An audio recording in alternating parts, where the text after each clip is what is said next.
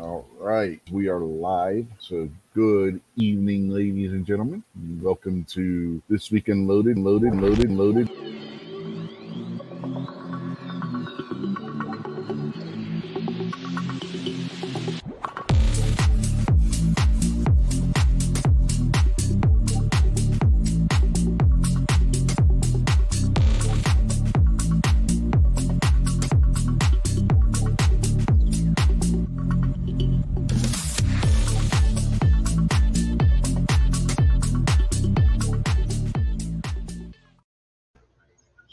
All right, so you saw the intro, so you know what that means. We are live on the YouTube, so good evening, everybody. And with us on the panel as of this moment, we have Mr. Rob D, the New York Outcast. How are you tonight? Doing all right. Good evening, everybody. Thanks for joining us. Let's see, out there in the YouTube, so we got Kingpin and Patriot in the Dark out there so far in the audience. So, evening. Kingpin does have a link if he decides he wants to jump in. Excuse me. So, how was your day today? Oh, today was a rough one. Hungover from yesterday? It overdid it a little bit. So, A lot. Somehow I had that feeling that was going to happen. yeah, a little extreme. But I ordered a new magnet for magnet fishing today. So, kind of happy about that. I know it's not a big deal, but I'm kind of excited. So, Gary now I says just got to nothing. get everybody to tell me where they had their boating accidents, and I might be in business. You tried that once already. It didn't work. Yeah, I don't know. There's so many accidents. You would assume there should be wrecks everywhere. I don't know. Lost property. So, I mean, I just trying to help out, guys. Send me some info. We've been joined out there on the YouTube side by Gizzard Gary, who also has a link if he wants to jump in. He can. So I had already, but So, did you catch a Gary show Friday night? Honestly, I don't know. Possibly. You don't remember?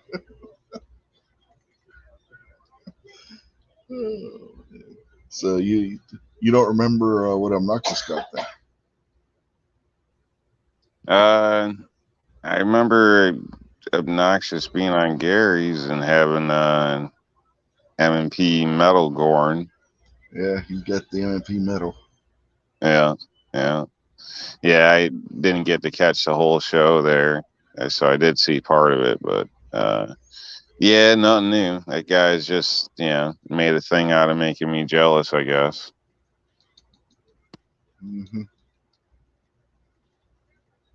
Figures if one of us was going to get it, it'd probably be him first. He's always got to get everything first.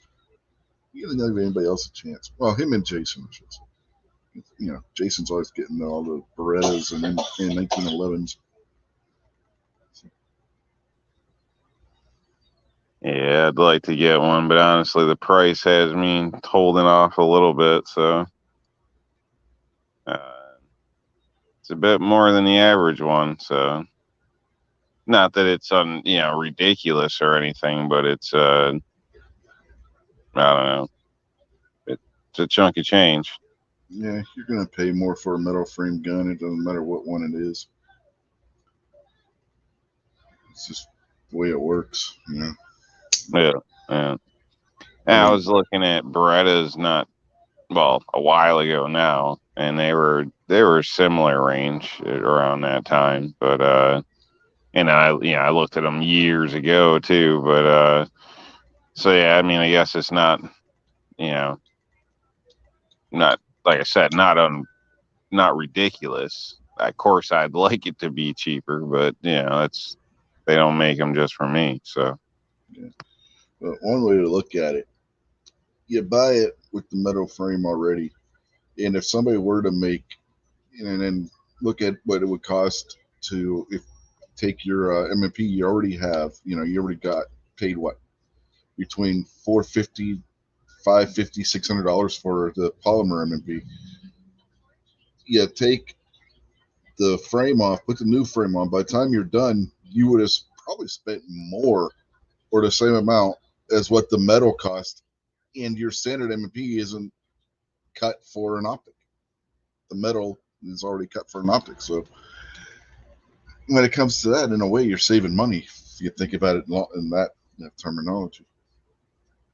yeah, I assume that's one of the selling points anyway, that it's cut for an optic. So, and obviously, for some reason, might raise more money, although they're giving you less metal. So I don't know, but it's the way things are done. Yeah. Now I'm curious, so we're going to have to go over to Smith & Wesson's website for a second.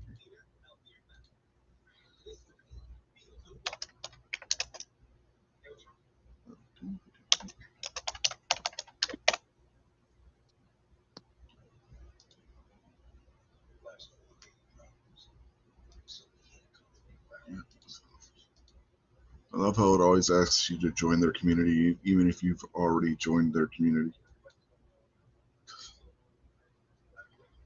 You could be logged in and it'll still join our community. No, I don't want to.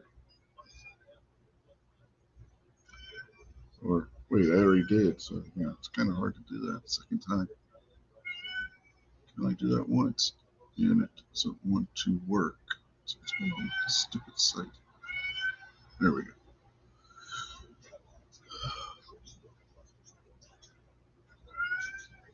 Yeah, the optics ready, just the standard optics ready, and this is with the 4-inch barrel. The MSRP is $654.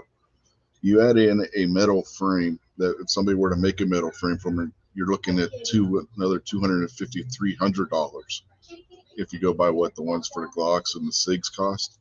So in the long run, and that's not going to be Cerakoted, that's just going to be the standard black. So in the long run, for what the metal cost, you're actually saving about $50 or so. So again, that's just one way of when you actually look at the pricing on stuff and whatnot. So, polymer frames cost a lot less than what the metal ones do. Yeah, I was curious, so I looked and see what probably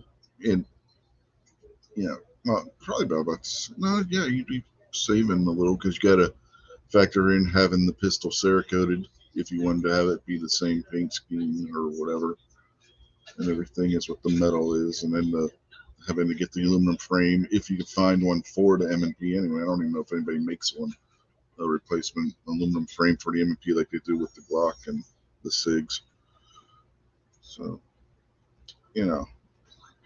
that's another thing you got to look at. I mean, if you want a metal frame M&P, you pretty much got to buy that one. Because like I said, I don't think anybody does make replacement frames for that.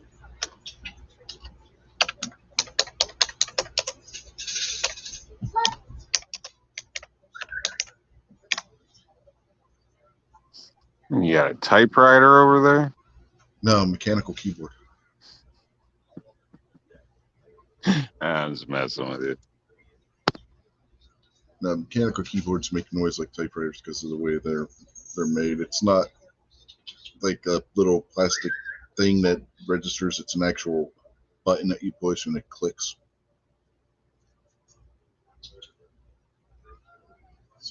So it can sound kind of like a typewriter when you're typing on a mechanical keyboard. Hey, stop it.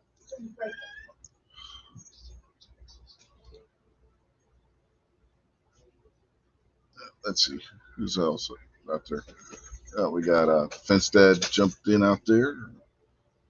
George racing cats out there. He must have heard of the cats in the background and jumped in. So, who named George?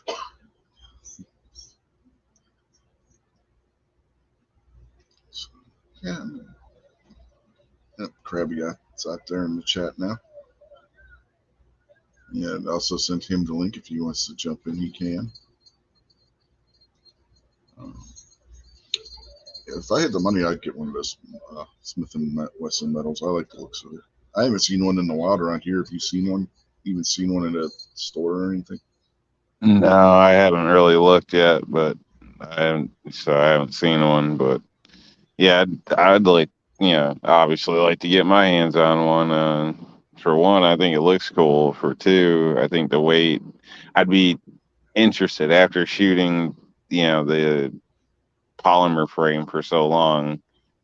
I'd be interested in seeing, what the difference possibly with accuracy might turn out to be. I don't know, not stating that there's anything wrong with the polymers, but for me, it seems heavier guns are kind of easier to shoot. I don't know. Well, yeah, that's so. Seems to kind of be like rule of thumb in a sense, and so I wouldn't mind seeing that. Basically, having I'd have to buy one because you can't borrow guns in New York. So, but I'd like to do a personal, for my own sake, comparison between them in a sense, just if I notice any difference with me. So, but yeah, that's basically that. I mean, it's more attractive than just the 2.0 because I'm still back at like the 1.0 or whatever. So yeah, I didn't really see a reason to buy the 2.0. I'm not really into the optics, so I don't. If it ain't broke, don't fix it. But this maybe it's just the look. There's this is a little different. So the look and being metal frame. So I know it's basically the same thing, but as a new 2.0 besides those factors, but still that's kind of what makes it attractive to me. Yeah, it's got a different trigger in it too. I don't know if you noticed the trigger on it. But, no, I wasn't aware of that. So yeah, it's got a trigger more in line with what the Shield Plus has. If you look at it, screen share, show you.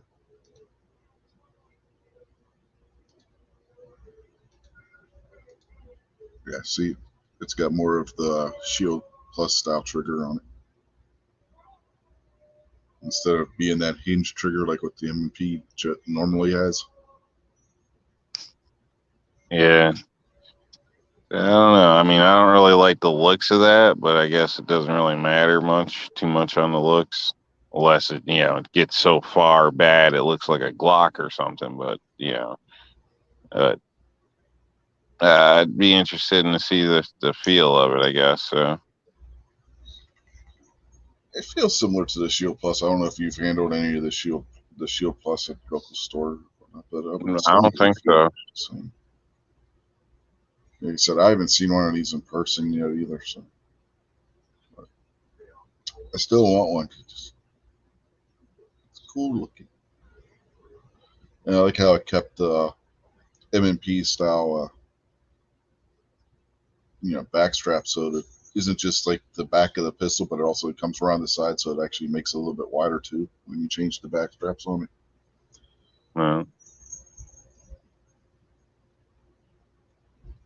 Yeah, I think it definitely looks good.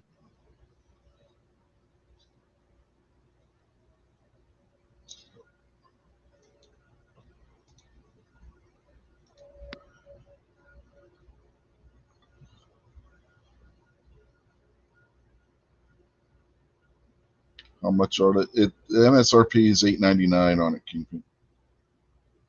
But when you factor in the fact that the regular M&P, depending on what version you get, can have an MSRP of $7.99. Yeah, I was just looking, and that wasn't the Performance Center. That was just a standard M&P 2.0. Could have an MSRP anywhere between, I think it was $5.59 or $5.99 and $7.99. So I mean, $8.99 for an aluminum frame striker fire gun like that. Really, when you look at the competition, everything that are in that market with the aluminum frame and whatnot, that's not too bad of a price, really. Yes. Street price, you're probably looking at $700. I don't know how much Obnoxious paid for his. I don't know if Gary knows or not. He probably said, and I just don't remember.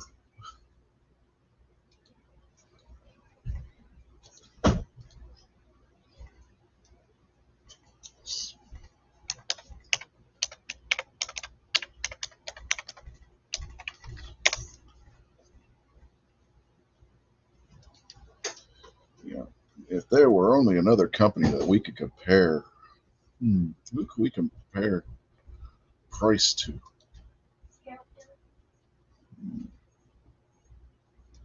Oh, that's right. The Free Armory. And the Free Armory starting price $6.99 MSRP. So, it's comparable to what theirs would be for the fully Kellered and everything. Like if you get the Cerakote job and that done. So,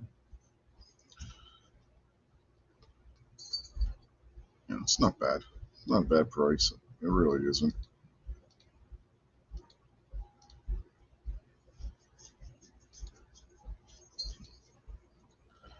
Nah, I mean, you can understand, those Glock guys not wanting to pay a couple bucks more, I guess, for something that actually is good looking and functional. But, the rest of us thinks it's not that bad. Yeah, Tefesta after said if regular MP MSRP is over 500, he doesn't want to ever hear about how his HKs are too expensive. Yeah, the thing is, the MSRP on those HKs is like $8.99. So I mean, and I have an HK. So, but yeah, while we're at it, we might as well welcome in John Z, who's out there, PA Reloader, the aforementioned defense dad. So evening, gentlemen. M. Gabriel as well. He snuck in there. Almost missed him sneaking in.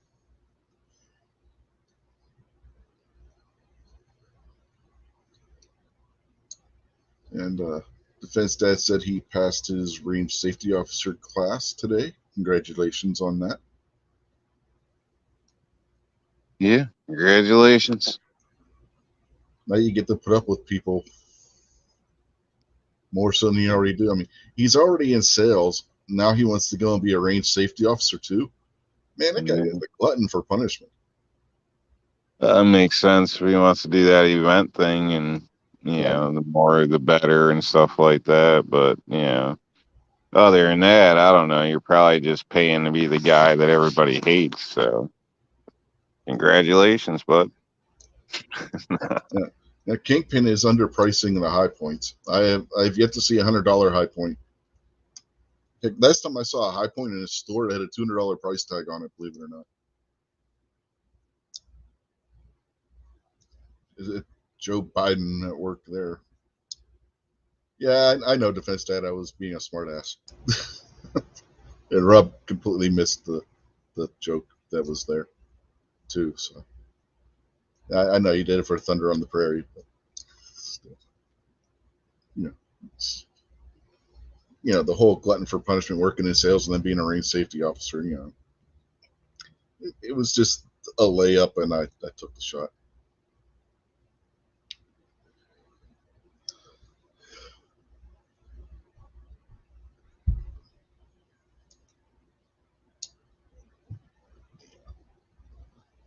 Christ, man! The last time I saw a Heritage Rough Rider in a store, it was $200 too. Now that I think about it, I paid $150 for mine, and that was with both the standard 22 long rifle and the 22 Winchester Magnum rimfire cylinder, otherwise known as 22 Magnum.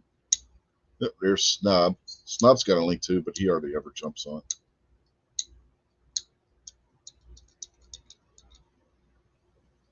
Well, he is a snob, you know. Now, John out there is saying, any ideas or suggestions on his first boomstick in all metal? All recommendations are welcome. Finish getting that Block 19 machined out and turn it into a 1911. Yeah, and No, a boomstick, is he referring to a shotgun? No, or he's talking about a gun in general.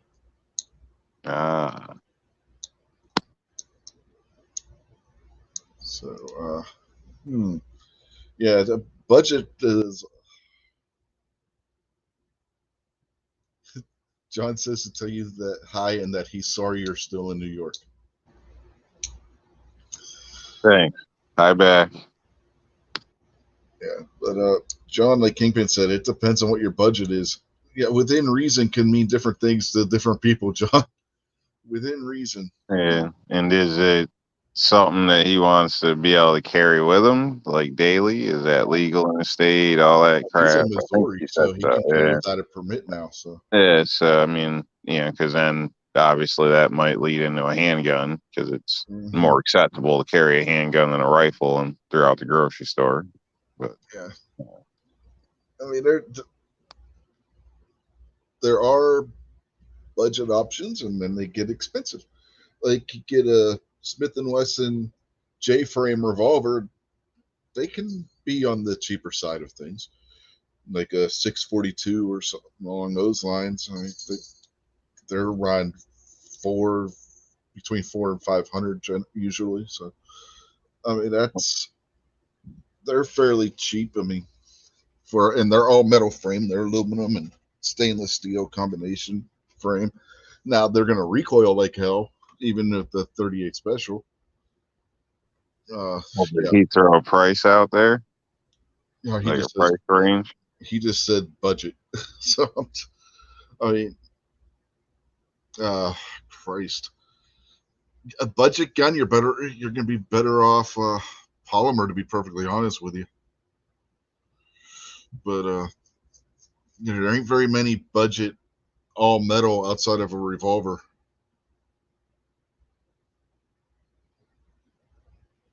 Yeah, Kingpin, I wouldn't consider the P01 to be budget, though. You're still looking at like $600. A lot of people, that's not budget.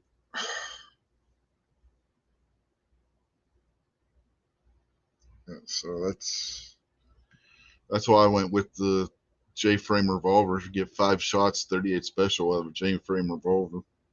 And they do have steel ones. I mean, at least they did. I don't even know if Smith & Wesson. Now I got to go back over to Smith & Wesson site again. I don't even have it open. I knew I should have kept that open for a reason.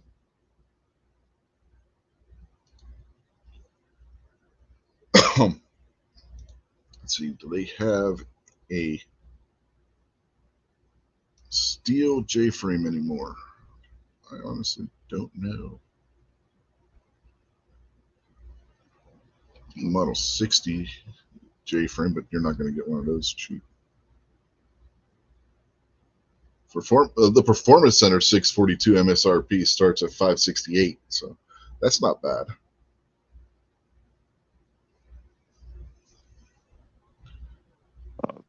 He said he wants a revolver, or you're just trying to sell him towards one? If he wants an all-metal budget gun, he's going to have to go revolver. You're really not going to get a budget gun that's a metal frame in a semi-auto. They just don't make them because it's cheaper to work with polymer, which reduces the cost to where you get those budget-priced firearms. Well, depends on the budget. If he's got like $150, I can think of a few metal guns he could buy, but he might not a good one. We don't want John buying a gun that's going to blow up in his face, man. Come on. Let's be nice now, Rob. We don't want John hurting himself.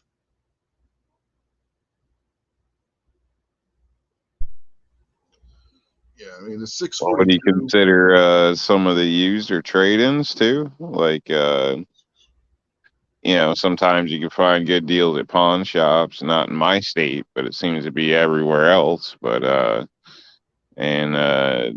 options like the LEO trade-ins or something like that. They For like LEO trade-ins are all going to be polymer. oh yeah, that's right. Yeah. Sorry, But I realized I forgot. yeah, the MSRP on the 642 is up to $532, which you're going to pay about $450 between four. I think my wife's was $425 is what we paid for hers. So I mean, that's about the cheapest you're going to get for a well-made budget revolver. And that's probably going to be your best budget handgun. That's all metal frame for that matter. I don't know if you're going. That's $900 Kingpin MSRP.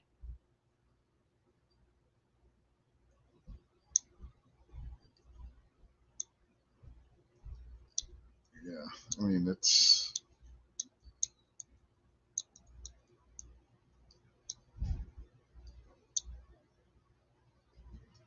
God.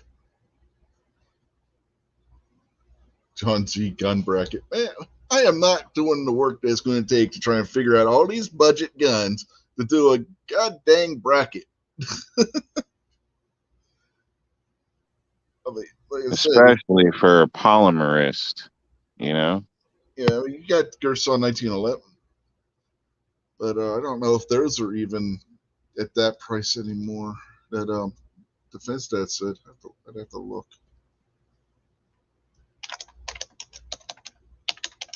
Let's see what those MSRPs are for, because you're really not supposed to look at gun shops. So I don't want to go over to Gun Broker and then have freaking god dang YouTube like, nope, you're looking at a gun store. We're taking your video now.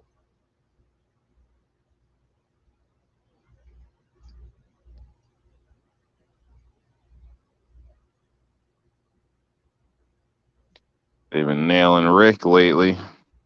You can get a Rock Island Armory. Their MSRP starts at $7, so you're looking $550 maybe for a Rock Island. So that's not too bad.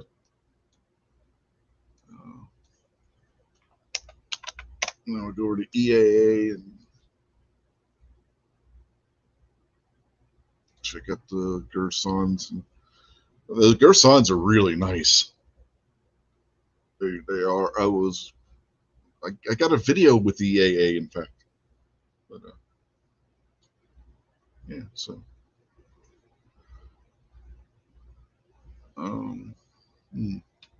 that's new arrival. That's no arrival. I just wanted to look at. Yeah, there we go. Cross guns, handguns. Dooby. They got that Browning high power copy too now. So that's another nice one. So we just want to look at what caliber are you looking at, John, too, while I'm thinking about it. I'll take it over in its own tab. Shit, window. But where is my YouTube He tab? probably wants like a 25 or something. Yeah, right. Yeah. He said 10 millimeter. Yeah, that's what he needs to start off with, 10 millimeter. 22 TCM, yeah. Well, if that's the case, Rock Island, I think, might be your choice. Does anybody else make a 22 TCM pistol? The only one I know of is the Rock Island, that I can remember anyway. What caliber, John? 9 millimeter, 45. Any preference? So I know what I'm looking for.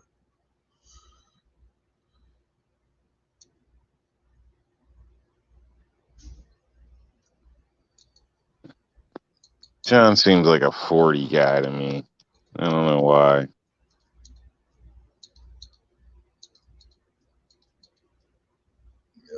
P10 series that Kingpin mentioned. Those are nice. I paid $450, I think, for mine, but that was pre-COVID, pre-Joe Biden inflation. So who knows what they go for now?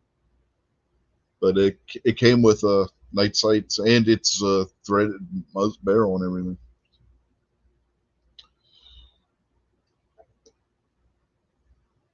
Okay, 22, 9mm, 45, or 380. Well, hell, if you only want a 22, get yourself a Heritage Rough Rider and call it a day. Yeah, but he's wanting metal, not polymer, Kingpin. Kingpin said the Security 9 is a nice little gun, less than 500. Yeah, but if he's wanting But metal, man, friends don't let friends EDC a Heritage Rough Rider for self-defense. he just said it was his first gun. He didn't necessarily say it was going to be the first gun he carried.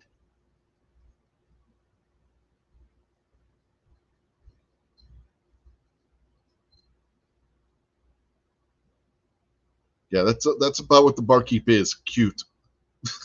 I mean, it's probably a fun plinking gun, but that's about all it would be good for. To be honest, you're not going to go out and shoot a match with a Rough Rider Barkeep with a 2-inch barrel.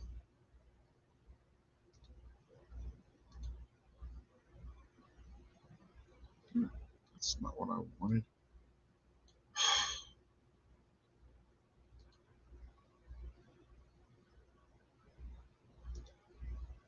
There we go.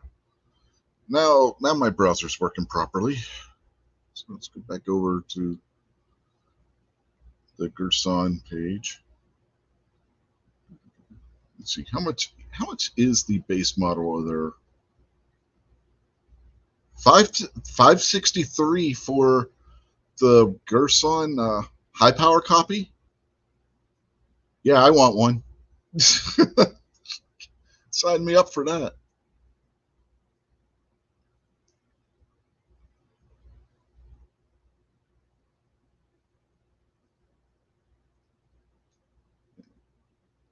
I don't know how many people out there know what the Browning high power even looks like.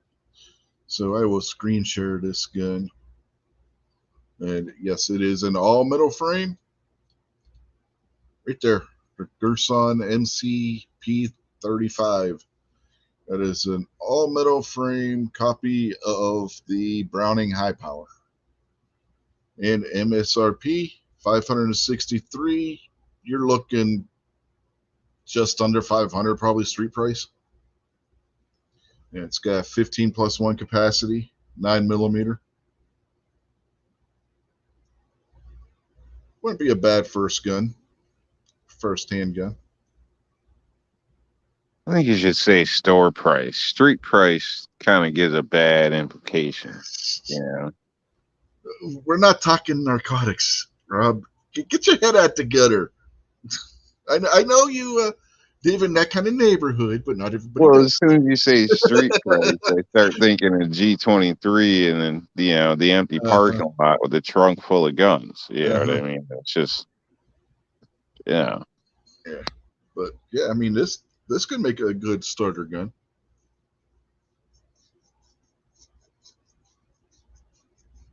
So yeah, there's one option.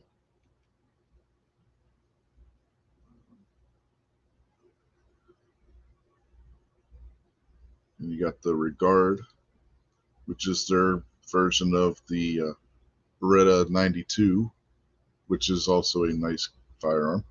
MSRP, you're looking at 616. So in the store, you're probably going to be about 500, maybe a little more. So that's not bad either.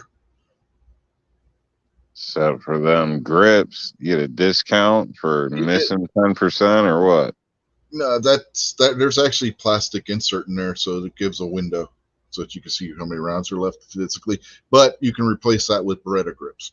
There are Beretta grips that fit that, so you can change those grips out if you don't like them. So that's another option. That's not a bad handgun.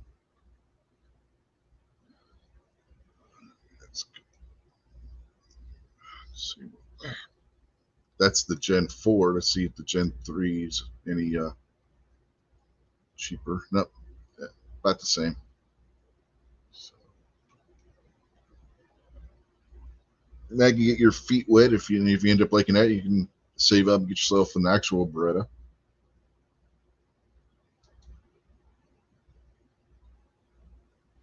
What's the Taurus standard. PT92 cost? Here's the standard Regard MC. MSRP $484. So you're looking at $400, maybe $420, $425 for one of these. And these are well-made Beretta clones. They're not junk. They're not going to fall apart. I mean, these are a nice handgun. They really are. So yeah, this would definitely could be an option for you, John, if you're looking for something more budget price. Keep in mind these are made in Turkey, and some people don't like guns made in Turkey. You know, it is what it is. But if you're looking for something that's affordable, don't really want to say budget, but affordable, this could fit the bill for you. I mean, you're not going to get much less than that in a metal frame gun, to be perfectly honest. If anything, less than that in a metal frame gun. Is that cheaper than a Taurus clone? That's cheaper than the Taurus clone, yeah.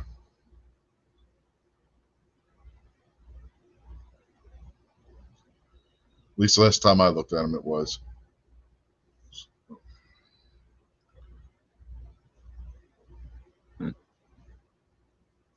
So that is something to keep in mind. And then here's their 1911. Their 1911, you're looking at probably around 500 for one of those. So that's in line with the Rock Island. So if you're wanting a inexpensive 1911, I think I would go with the Girsan over the Rock Island. I like those a little bit better. I've handled them. Haven't shot either one of them, but I've handled both. And the Girsan just seems like it's smoother action and whatnot on it than what the Rock Island had. And the Rock Island and the Girsan has better sights in their base model, I thought, too. I like the sight picture better on the Girsan than the Rock Island. So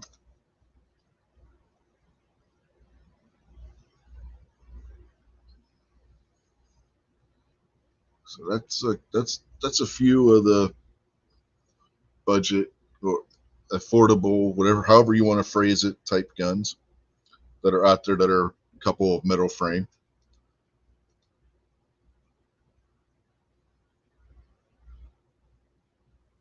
Look at that. They even got a budget pimp gun. Which one's the budget pimp gun? MC Deluxe. They have that in 1911 too. The same finish. Let's see who else.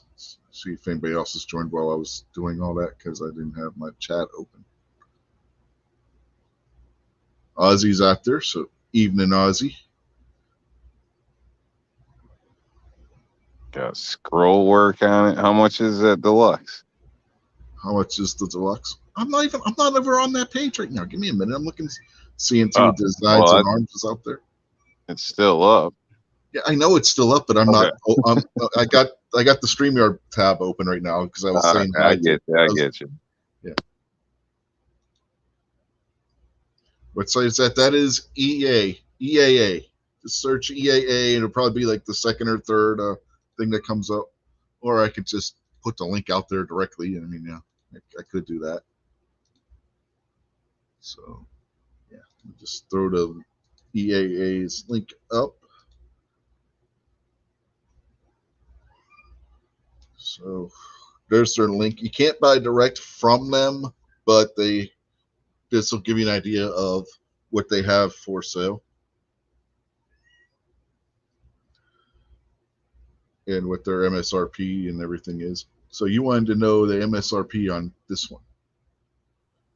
Yeah. MSRP $818 on that one, Rob.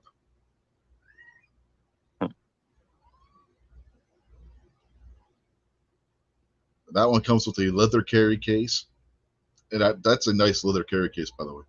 They had one of these at Great American Outdoor Show with the leather case. It's a pretty nice case that it comes with. Yeah, that I don't know, scroll work looks kind of cool.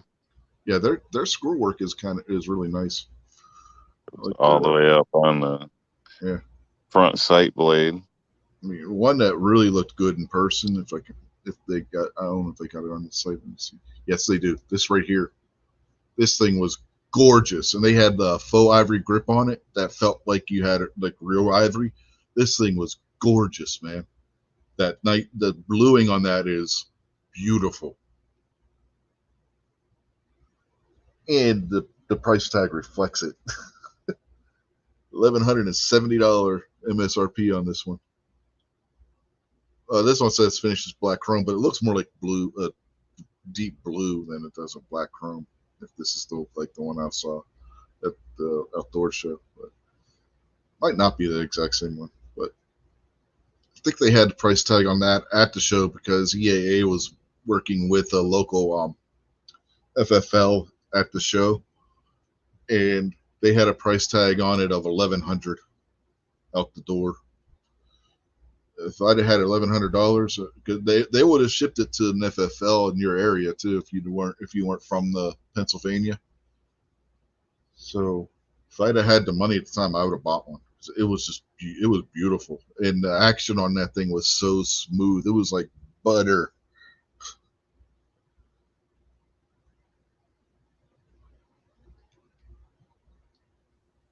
You they had one of them 500 round break-in periods. It's a 1911. All 1911s generally are going to have some kind of break-in period. It's just part of the design. Yeah, see they got the gold in the 1911 also, and that one's $1,338 for the 1911 with that gold coloring.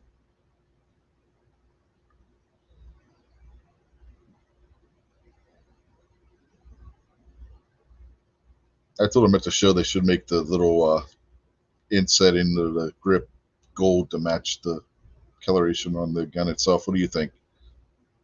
Should they made that gold too? A little disc there. I don't know. That might kill it.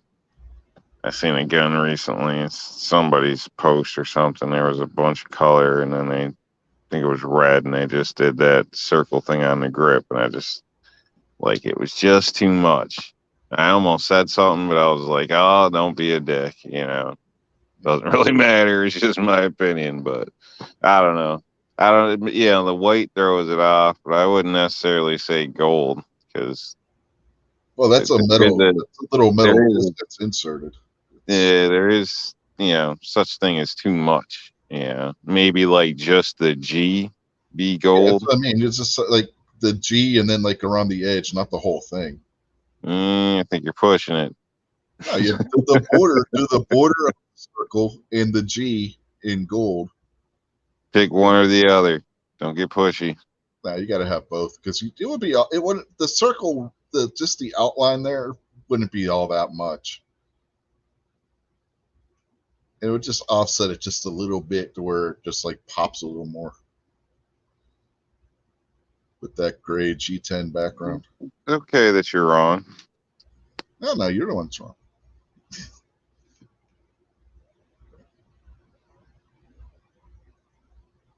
Anyway, the one I really wanted, it's on the next page, is this one. This is the one I wanted. I really wanted.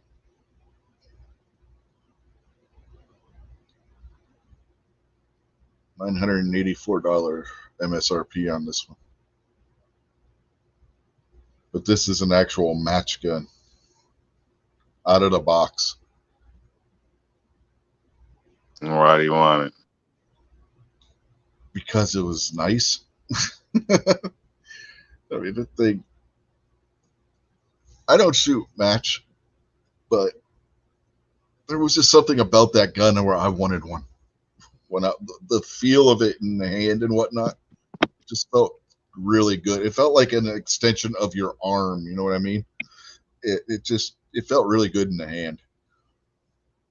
The balance and everything on it. Nice.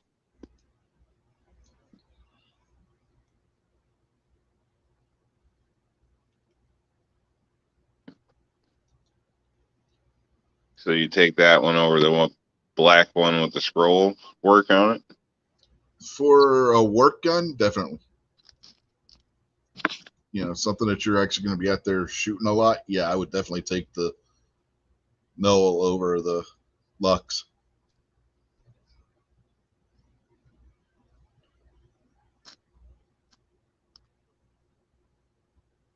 You got Ron Wayne out there. Says, hey, y'all. Tim S is out there. Evening, Tim.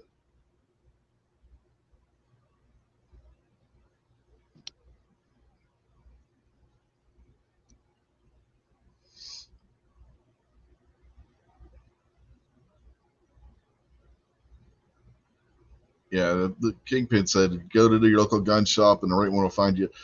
Try and find a gun shop that also is a range, and you can, a lot of times you'll be able to rent the guns and give them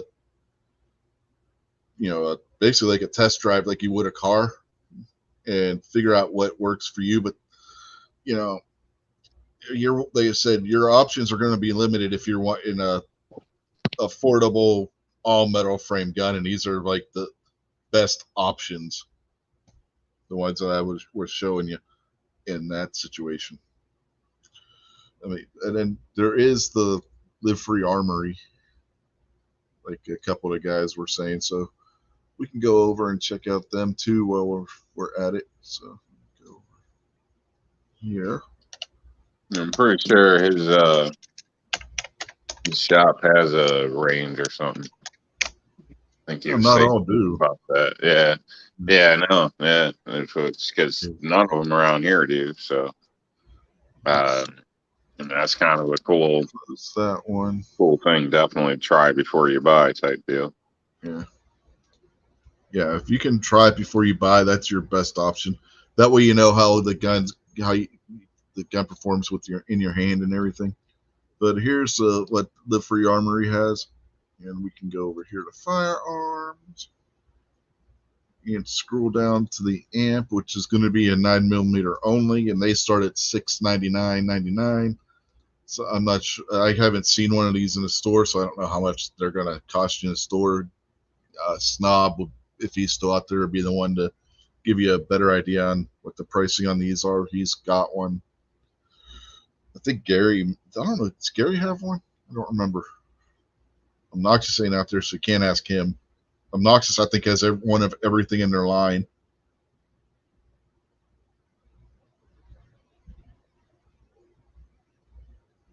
Okay, Snub says on Gunbroker they're under 600. So yeah, that's not bad. This will be stretching the upper end of what some people would consider to be affordable or budget price, but you can. It's an option. I mean, it's a good option. So.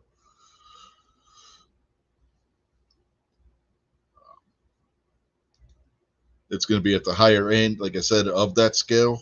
But again, this, and unlike the others, this one's going to be striker fired, where the others are hammer fired. So, depends on what you would prefer. Some people prefer striker fired over hammer. Some people prefer hammer over striker fired. Me, I own both, and I don't have a preference between either one. I'll shoot either one. I don't care.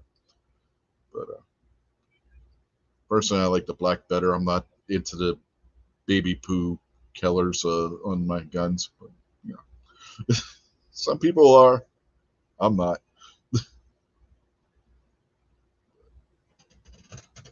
And it does. I like them. Depends on the guns and what you're using them for, but I like FDE or whatever and the OD green personally. So yeah, I've never been into those killers. Yeah. Gray, black, stainless. Burnt bronze can look really good on a gun depending on what frame it is. It's nice to just have them blend in a little bit depending on the circumstance. So Again, at this price, that is already optics cut. If you just ever decide you wanted to throw an optic on there, it's already optics cut. And I believe they are cut for a variety of optics instead of just using one specific. If I could be thinking of another company, I think I was Live Free Armory that was done that way. Again, Snob knows more about them than I do, but he won't jump on the panel, so he can't give his 2 cents. So, but oh, they are RMR for print. Okay.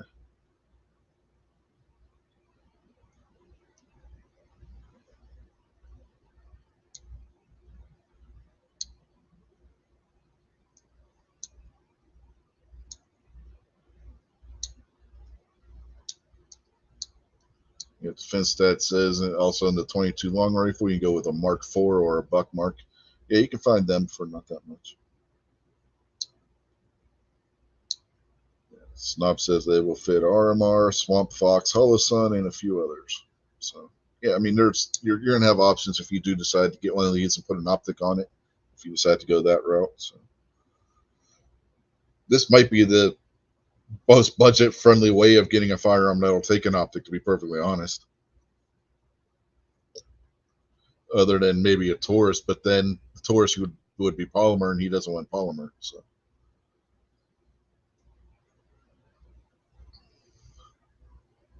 yeah, if he gets real desperate, I might know a guy.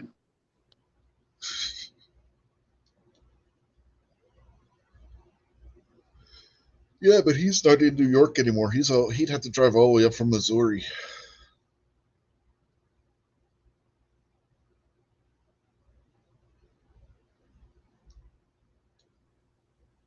This guy travels in his Nissan Rogue. He don't mind getting around, especially if you're near a beach.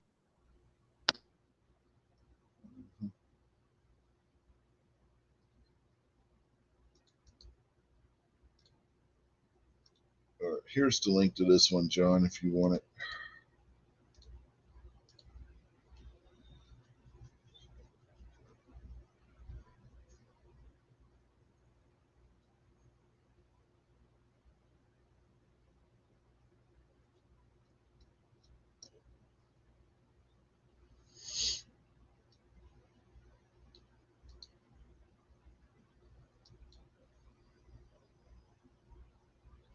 Yeah, it's another one of the Rock Islands.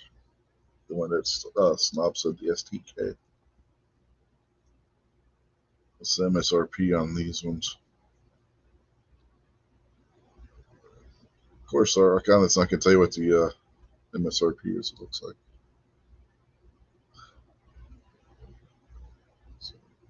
No, $4.99. Who's jumping in? Gary's jumping in. Evening, Gary. Evening. Are we going to get this guy an American gun or what? I'm trying to get him something. Yeah.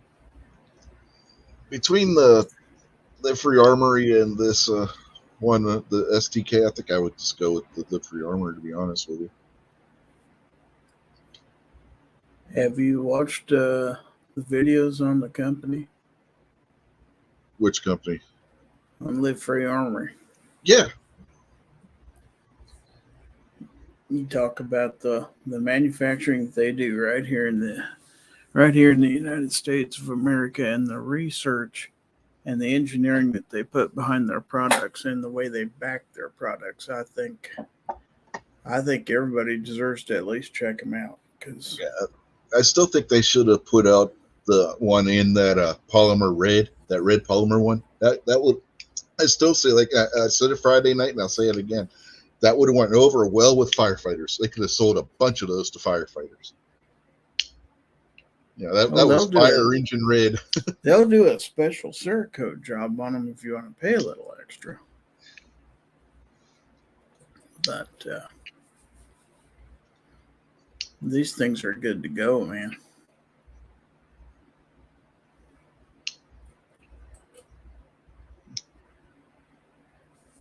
Yeah, Yeah, Defense Dad says Star BM is nice. Yeah, but those things have been creeping up in price. I've seen. Probably I not the actually, easiest to find either. yeah, they're not as easy to find as they were. No, not anymore. I got one back when they were still reasonably cheap.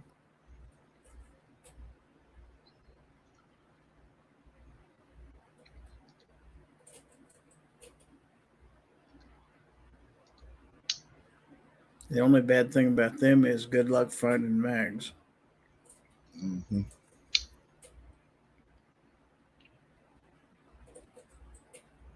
Let's go over here to Snob's page real quick. I'm going You to won't throw a have any link out trouble there. finding mags for your amp. That's for sure. But I'm going to throw a link out there in the YouTube chat for Ron Wayne. He said he doesn't know much about Live Free Armory. So there's a link. Snob's got almost an hour-long video right there where they sit down and interview the guys that own the company. So go watch that video and you'll find out all you need to know about Live Free Armory. And then Snob, an obnoxious one. Sarge probably does too, doesn't he, Gary? Videos on the Live Free Armory stuff. Yeah, and they've got more coming too. So Yeah. So check out Gun Snob's channel, Obnoxious One's channel, C4 Defense. They all have plenty of videos on Live Free Armory stuff. And yeah, they actually got to do the factory tour. Plus, they know the owners really well and got some good interviews and stuff like that. And yeah, that interview that is on the Gun Snobs channel, it's on the long side, but do yourself a favor and listen all the way through. And it's an hour, almost an hour long, but it doesn't seem like it when you watch it. It goes fast. And it's kind of amazing the things they do.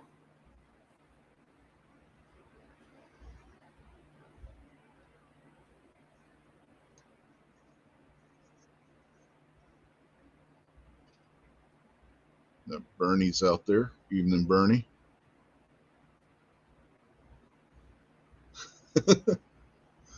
Snob says factory tour hell. They just gave us a badge and said stay out of the way. Well, after they finally let Sarge in, yeah. Mm-hmm. And then Snob tries stealing from them. Yeah, I know, right? What a way to repay them for their hospitality for a week. And he's tries walking out there with stuff. No, I have actually met these guys, and yeah, they're the real deal.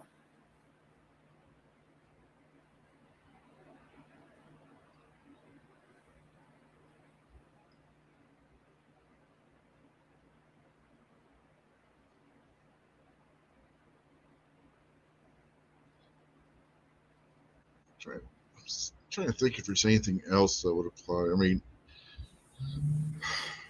again, there's not a whole lot of options for really, really affordable metal frame. I mean, we've thrown out quite a few, but there's nowhere near as many options in a affordable, what most people would call affordable or budget for a full metal frame firearm that's going to be a quality gun. I mean, that striker fired, there's not a ton of options. No, now there are some hammer fired ones out there. Yeah, but not many. I mean, your SIG P938 comes to mind. They're not that cheap. No, they're not. That's what I'm saying. Are your Kimbers. Your Kimbers aren't going to be cheap. Yeah. But on the other hand, if you're going to want something you're going to keep for the rest of your life. Mm-hmm. Well, John, if you want to go Nighthawk, you want to go that route, you got Coscent Arms. They're a really nice gun. Yeah, Coscent. Nah, not till they give Midnight one. Hey, man, I got to get back with Greg. God damn it. I haven't talked to him since before COVID and when all the COVID crap went down because he was going to send me one to do a T&E on and then COVID hit. So I got to get with him at some point. you know how you got things you want to do and you forget. That's one of the things I keep forgetting to do.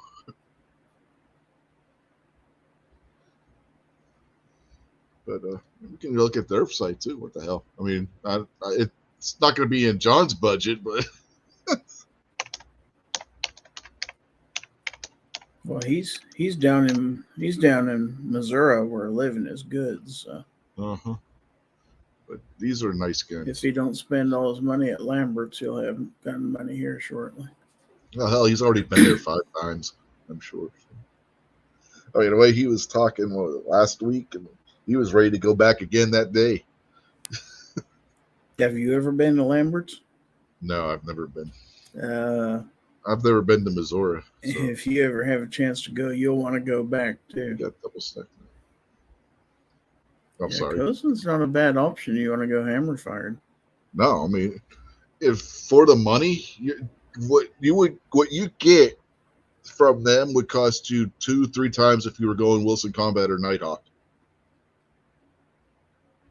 No joke on that. I mean, their prices have come up a little, but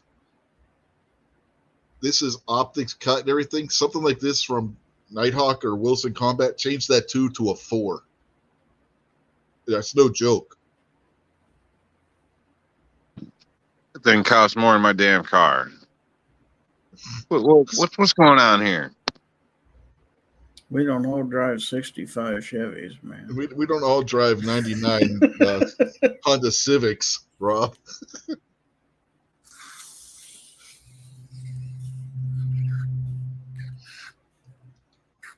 Yeah, Snob's right. I don't see how anyone could eat Lambert's twice in one day. That's one of those places you go there for lunch and then you go sleep for about 3 or 4 hours afterwards. If I had the money, if I had $2,300, yeah, I'd be getting one of these. And they can do that Cerakote in any color you want. When you place your order, they will contact you to see what color you want.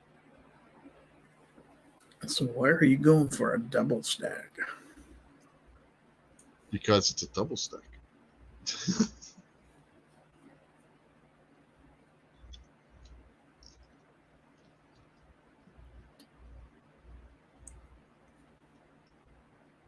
Yeah, twice the ammo.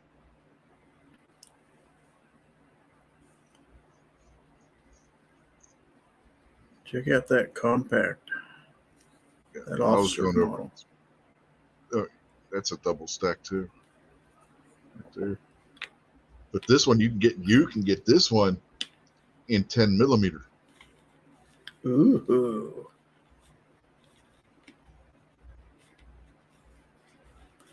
Jason's out there. Evening, Jason.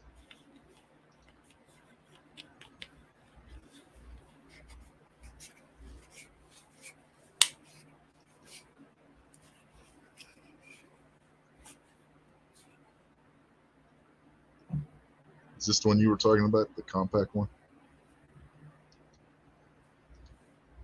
Yeah, that or the Commander if I was going to get one. I'd go with the 4 1/4 inch over this one myself. I'm not in the market for that style of a gun, but if I were, I'd definitely look at that. My son has a 3.5 inch 1911 and 40. And that thing, that hurts my arm to shoot it.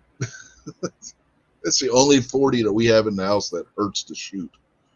Even my shield doesn't hurt to shoot that thing. But his 1911, that's about this size 1911 in 40 Smith & Wesson, that thing is a handful. Because it recoils straight back and it pushes back into my elbow. Oh, that hurts.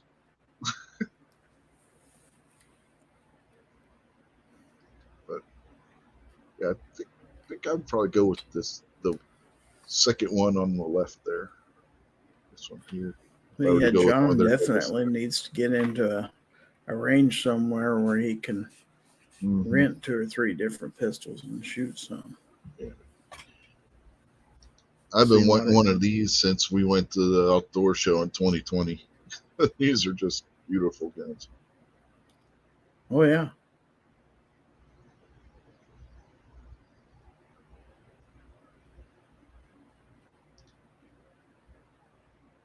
These, I remember when these were starting price $1,300. Remember when they were $1,300 to start, Gary? Mm-hmm. Oh, Inflation, man. yeah. These are available in 10 millimeter now too. Used to just be 9 and 45. Now we got 10. This will be your single stack variant, and you can choose different frames: steel, aluminum. They had a steel now. It used to just be aluminum and polymer. Now they don't have the polymer variant. They just have aluminum. Or no, they didn't have polymer. The grip is polymer. This part's polymer. See, Everything else is steel or aluminum. With the smaller hands, a single stack just works better for me. Yeah, I wouldn't have any issue grabbing double stack 19. No, most people have.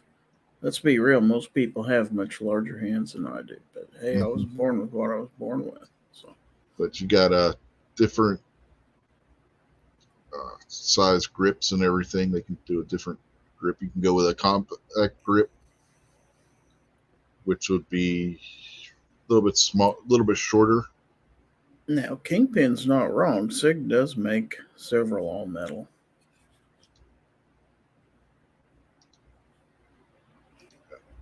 I think Kingpin's missing the point. Yeah, SIG does have a few all metal. I was just showing this because as a joke because John brought up Nighthawk. I think I literally I would buy a Kosa before I bought a Nighthawk or a Wilson Combat. You're getting the same quality firearm at a lower price. I mean, Snob throws out the 229, definitely. Yeah, 229, 227, 228, 226. And they're all good guns. You can get police turn in 226s from Europe. And a lot of times they're going to be the German-made ones, which are really well made for $550. If you look on Classic Firearms, occasionally has them. That's not a bad price for those. They'll have like the German police markings and stuff on them. Kingpin mentioned the P938 again. I don't know if you could get one under 600 or not. Close, though. I don't know. We'll have to go over to SIG. I don't remember what SIG's was. Well, MSRP is going to be more than 6, I'm pretty sure. Yeah. Let's go look over at SIG. Let's see what we got here. But there's always good places like Gunbroker. Mm-hmm. Now we're looking at the P938, right? That's what you said. So. And Defense Dad's also mentioned the 320. Yeah, you can get those in metal also. Yeah. We'll go right to the top. We'll go with the Legion. It's the MSRP on the Legion. Oh, well, now you're talking. SIG's not giving you. Do they not have the MSRP listed on their website? If you have to ask, you can't afford it. Yeah, right. It is Legion. Yeah. The word Legion means crack your wallet open and give them an extra couple $100. Uh-huh. Yeah. But yeah, they are nice. And he does deserve nice. That's for sure. Only the best for John.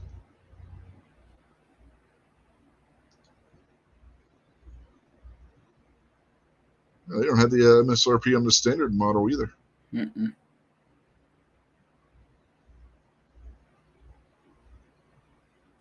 No, but if you do some Google searching, you can usually come up with a street price. Yeah. Let's see. What's guns.com? Now he's close to out of stock is what guns.com says. He's close to Bass Pro.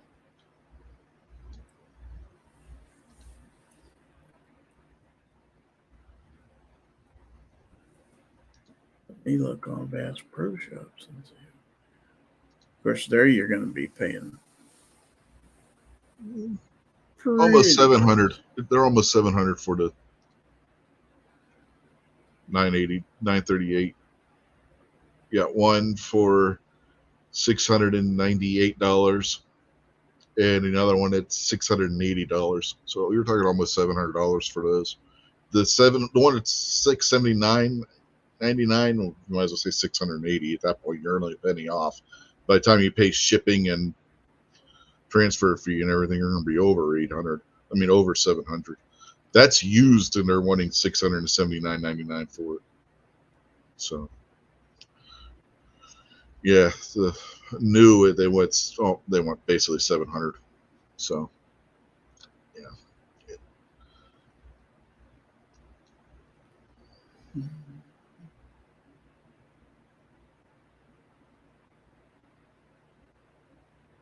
Let's see, 320. There's a 938 Bass Pro for $679. Yeah. I was trying to keep price like under 600. Because, even on 500. 650. Getting close. 629. Ooh, that's a 238. Okay. Yeah. Which one's the metal frame on the 320? That's the AXG, right? AXG, yeah. Here's the Equinox. Unless you want to buy an aftermarket frame. This is pretty. I like the looks of this one. Let me go back over here and share this. I like the looks of this one.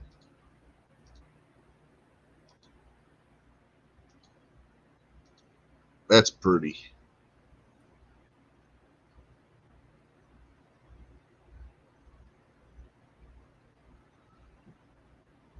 Oh, the Equinox, yeah. Yeah.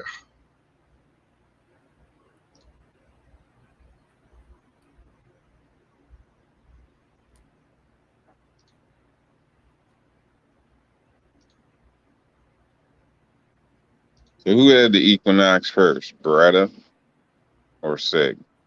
That's Inox. It's not the same. Yeah. I know. Yeah.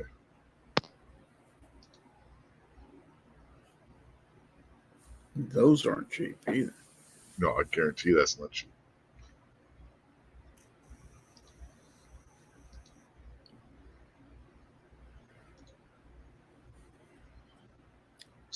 Yeah, $1,200. And Defense Dad brought up the Smith & Wesson CSX. No thanks. No. If they do a Gen 2 and fix the grip and the trigger on it, yeah, maybe. I don't know what they were thinking making that grip as smooth as what it is. The one they had at Great American Outdoor Show, the trigger wasn't that bad on, but as smooth as that grip is, I don't see how you can hold on to it properly while shooting it. It just feels like it would slide around in your hand. Now, see, he could have an amp for half the price that thing's going to cost. Uh-huh. But it's pretty. So's the amp. Nobody asked you, Mr. Smith & Wesson. Uh, I should talk. I own a few Smith & Wessons myself. I have a 320. And a I don't have a 365. Everybody ought to have a 320. Got 365 Got that too. with an aftermarket grip frame. And a 365 XL. I don't have the XL. I just have the regular. I just have the one.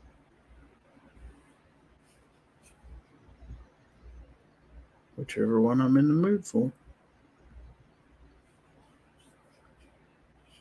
Is that a real wood grip or just a wood colored? No, walnut grip.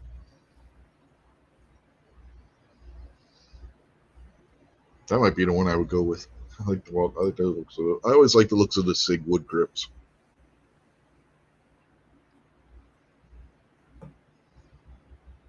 And get something with some nice lock grips on. There's something about wood grips on a gun, though. I don't know what it is. I've always liked wood grips on a gun. Whew.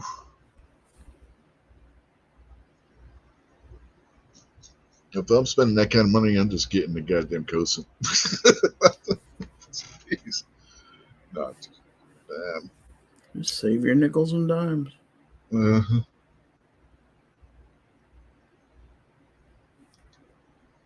It's just anymore. There's not a whole lot in the way of cheap guns, unless you're buying polymer. Yeah, especially if you're wanting. Now, if you metal. settle for polymer, there's a lot out there. Yeah. If you settle for polymer, here you go. You're covered right here. All you need. Eh. Oh, dude, I'm carrying mine right $500. now. Yep. This is the gun I carry more than anything else. That's what I carry most of the time myself.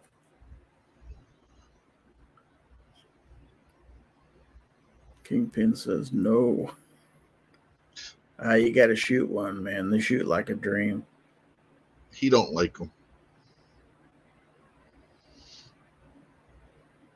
Shoot like a dream, carry like a dream. But then he had the state Maryland compliant one too, so that can be why. He didn't have the free state model.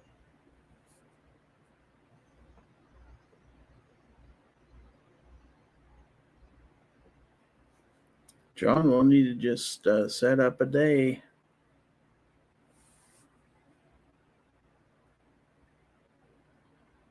And you can find these just about anywhere, the P365s. They're very easy. They're not hard to find. No. Neither are holsters or. That's the nice thing about the more common ones. Your holster options are going to be a lot more. I love the Versa Carry Comfort Flex Deluxe for this. That's what I carry mine in. And got the look of leather with the durability of Kydex. And it's got padding on the back so that it's not rubbing you and whatnot. So, and it's a steel clip instead of cheap plastic clip like what a lot of even high cost holsters have on them anymore.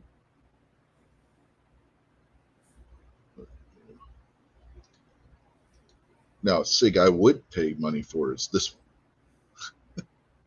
Which one? The P210. It's probably the best pistol SIG ever produced right here.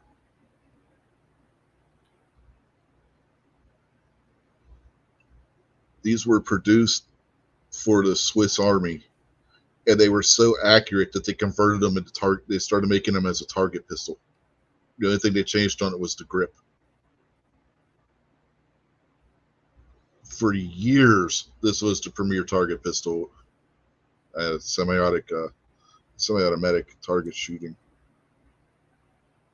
And recently they came out with this version, which is a more carry-friendly option of it.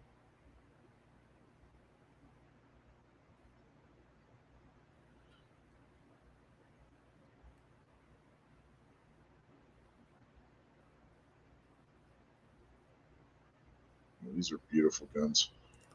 My grandfather. Dad says we're not watching the chat. No, it's hard to watch the chat when you're doing this thing too. Yeah, you ought to try putting Gorn on the screen and try and watch the chat. That's why I kind of rely on my panel to do that for me, because it's hard when you're running the StreamYard and trying to keep track of the chat too. Yeah. When you're showing that screen, you're sharing that screen, but you're off on another browser window, scrolling up and down and clicking on things. Yep. So can't be on two screens at once, unfortunately. Yeah. That's why I want to get a second monitor set up so that I can have like the YouTube chat popped out and I can have that set up on the second monitor so that I have that open all the time, no matter what. I can always see it for situations like this when you are someday I'm gonna have a second screen. It would be handy, that's for sure. Mm-hmm. A lot of the people that do that kind of do this with Twitch and that do the video games. That's how they have their setup. They have two. Some of them have 3 screens that they can have, like their game on one screen, their monitoring software that tells them how their computer's performing on one screen, and then the other screen they'll have the chat and stuff open so they can see what people are saying while they're playing. Yeah, but you got to have a computer with a good graphics card if you're going to run all that at the same time. Yeah. Well, a lot of those guys eventually end up with like 3080s and 3090s. I mean, video cards that can handle that kind of load. And if you spend all that money on computer equipment, then you don't have any money left to buy guns with. So. Well, they're making the money off of Twitch, getting the Twitch bites and all that stuff. See, I'm doing it wrong because I don't know, man. Twitch still sounds like a drug problem to me. Yeah, it's a weird name for this site. I'll give you that. Kingpin says, "What does G-Webs do?" He has his chat open. He's got a super huge monitor. Yeah, G-Webs has like extra wide. Yeah, I forget how big that thing is. Yeah, he's got like a 32-inch extra. Bigger than 32, I'm pretty sure, because mine's a 32. I thought he said it was a 32. Maybe it was a 36. He might have a 40. There's people that use those big 46-inch CR whatever it is, the LG OLED TVs as a monitor. Oh, you can. Yeah. Oh yeah, you can. That one you definitely can. The refresh rate on that thing is ridiculous. What was that, Rob? Said Sony has them too. So the Sony TV is not as good as the LG. Man.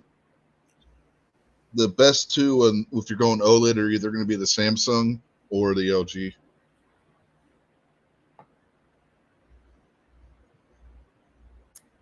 Yeah, I've been using Samsung monitors for quite a while now. I got an Acer. 24-inch Acer. A curved Samsung. Yeah. 32-inch. Yeah, I just got a 24-inch Acer. I've had really good luck with Acer monitors. So I think the only monitor we have in the house that's not an Acer is my daughter's. So she has an LG. She has a 27-inch 1440p LG monitor. Once you have a curved monitor, man, you'll never want to go back to a straight. I'm not big on the curved monitors. I've nice. used them. I'm not a fan. I prefer flat. Did you see the one that Corsair's coming out with? Mm-mm. Where they're testing right now. They've sent out engineering samples to different review sites and channels. It's bendable. You can set the bend or have it flat.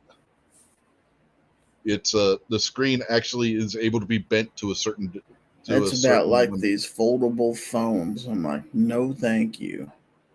A phone that's designed to break. Well, it's not the same technology. Well, if you look at the foldable phones, the screen is actually 2 pieces. It's not one continuous piece on the foldable phones. I was looking at them at the store. It's just that they sit so close together, you can't see the line that goes across them. They're not all that way. Some of them are actually one screen, and they actually started cracking. Yeah, they had to redesign them.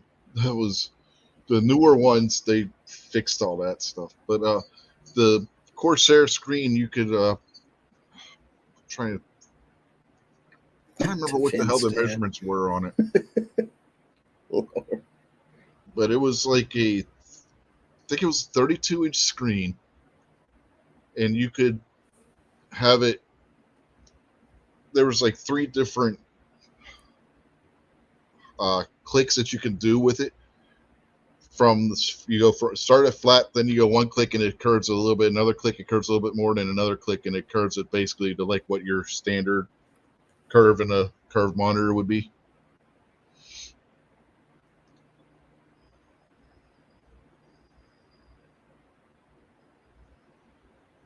John Z says Corsair makes hair straighteners, don't they? I think he's thinking Conair. Yeah, that's Conair. I think Well, we were talking about that the other day, and didn't Abigail say something about Corsair too? I think she said she made the same kind of comment.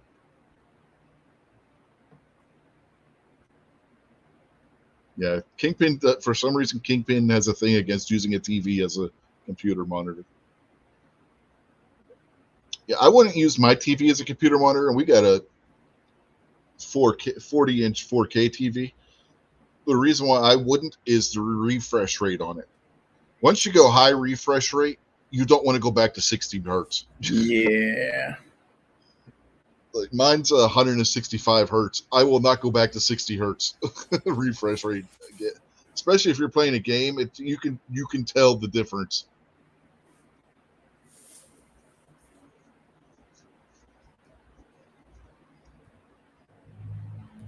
Except 4 clicks on 100 yards. Not quite King.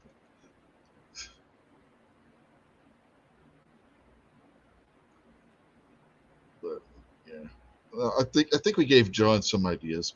I mean, I don't think he should be going out there looking for a SIG P210. I mean, unless he's got a lot of money saved up, then by all means go look for a SIG P210. It sounds like I may have to come out there and take him shopping. I said it sounds like I may have to come out there and take him shopping. I offered to go with him, and we could pick out the parts, and I'll put the computer together for him. He doesn't want to go to Microsoft. Oh, guns! Oh, you're talking to John. I thought you were about to talk about Kingpin. Yeah, Kingpin and I were talking computer stuff last night. So if I could get Snob to come up there too, we could have us a get together. Yeah, you want to for gaming, Snob, you want at least 144 hertz. Man, once you go that high, you get up into the 144 or higher hertz on a monitor. You don't want to go back to a 60. Even a 75 isn't good enough anymore at that point. Mainly because your frames per second may be your computer telling your frames per second are one thing, but the frames per second you're actually seeing are tied to the refresh rate on your monitor. So if your the refresh rate on your monitor is only 60, you're not going to see the 100, 200 frames per second that your computer is actually capable of putting out. And it can actually cause like artifacts in the on your screen and whatnot, which is why they have VSync. But yeah. No, those are just subliminal brainwashing messages.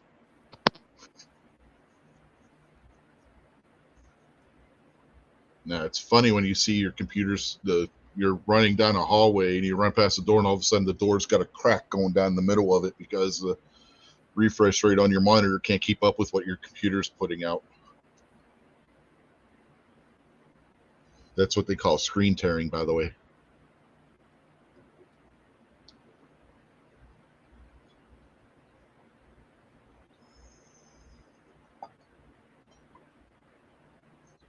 Yeah, you get a solid door instead of those hollow core pieces of junk. No, I'm talking like a steel vault door, Rob. Guess my question is, does John have a Missouri driver's license yet? I don't know. Does he? I imagine you have to have something establishing your residency. Yeah. Moose says he's got a 32-inch HP, 165 megahertz or 165 megahertz monitor. Whoa, that would be fast. He says he does. He's ready to go, man. Yeah, hertz. Yeah, the hertz. I said megahertz. He said, yeah, it's 165 hertz. 165 megahertz. Damn. Yeah, that's what I said. That would be fast.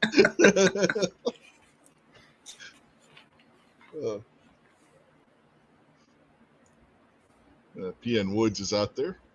Evening. Moo is out there. Yeah. Well, I know that. I already said moo. But I haven't yet. Okay. Kingpin, I ain't monetized. There ain't no super chats. How close are you to being monetized? oh, 687 subs. So maybe no, 686 now because Ron said he subbed. So Man, we that got to gives me get you some 314. subs, man. I know I gotta get some subs, man. Yeah.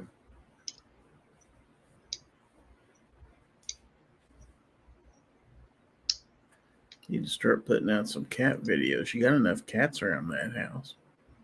I put out one short with one of the cats when they were a kitten. I didn't get a single sub off of that short. Put it on TikTok. I don't do TikTok. I don't want the Chinese spying on me that much. What do you think they're going to find out about you? I don't know. I just refuse. They already to use know about you. You're carrying a Chinese phone, aren't you? It's sending information back to China. No, I have a Korean phone. Oh. So it's going back to Kim Jong Un. No, South Korea, not North Korea. Oh, okay.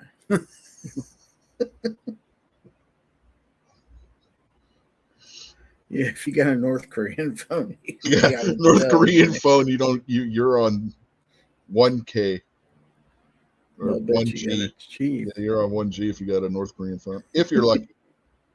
It only works during the day.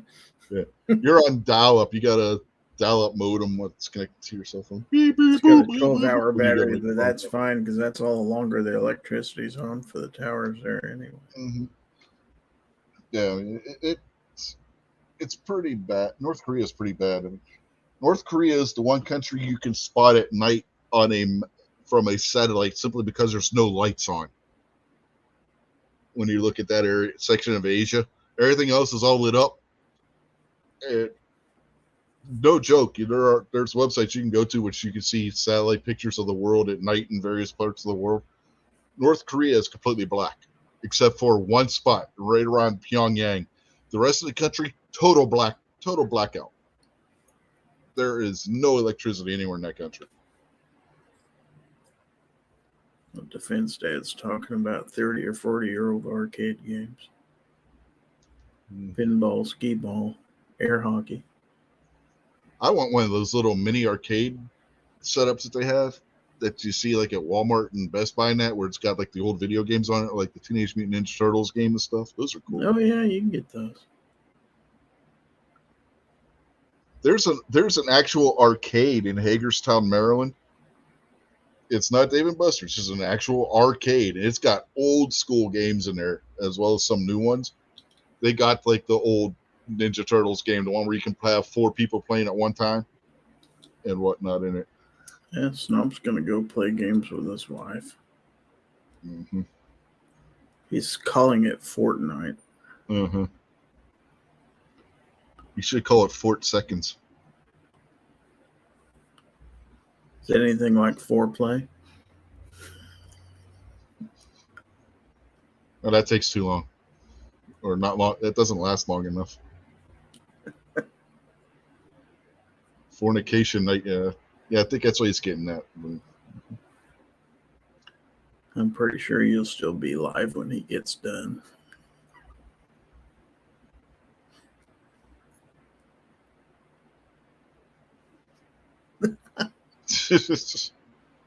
Wow. Alrighty then. See you, Snob. Later, Schnob. You're giving him too much credit, Defense Dad. That's trying to be nice. After all, he is my buddy.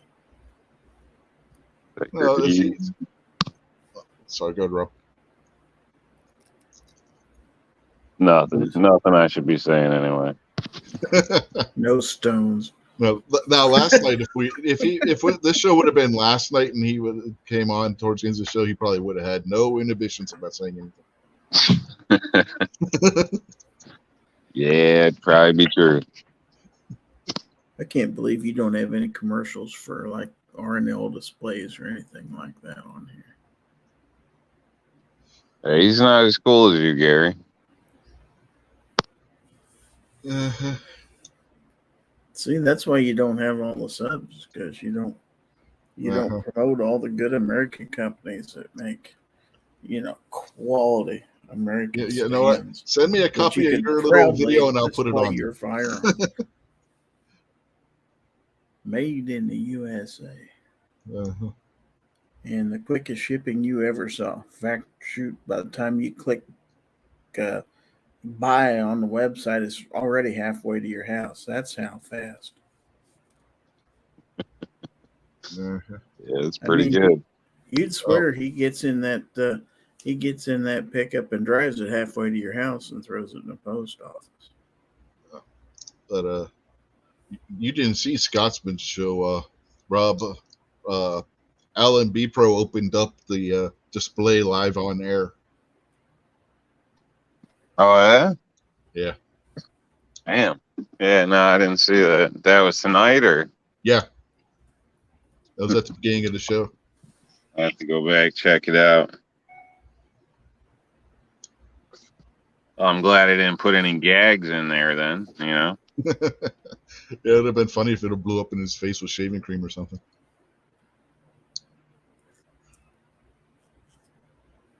I got one of them little tiny miniature displays I need to put together.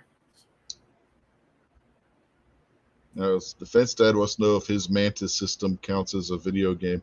It's sort of modern Duck Hunt minus the asshole dog. I could see that. I tried to get them to send me a Mantis. I still haven't got them talked into it. Am I the only one that would try to shoot that stupid bastard dog in that game? no. No, that son of a bitch, yeah. Smart ass dog laughing at you. Well, you do it, dog, if you think it's so goddamn easy. Especially if the damn light got out of center on that damn gun. You had no idea where the hell you were aiming at that point.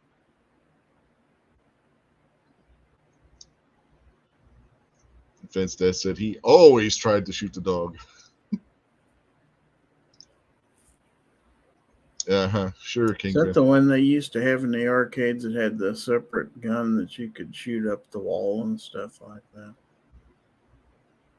Oh, did they have an arcade version of it? I just remember being on the Nintendo. They had one at our arcade that was hung up on a wall, and you could sit on the other side of the room and play it and stuff like that. And this was back in the late 70s, and I found out that if you sat outside the arcade and had your CB on channel 3, you could sit there and mess with people who were playing. Oh, man. It really pissed them off, too. Yeah, Yeah. I was that guy.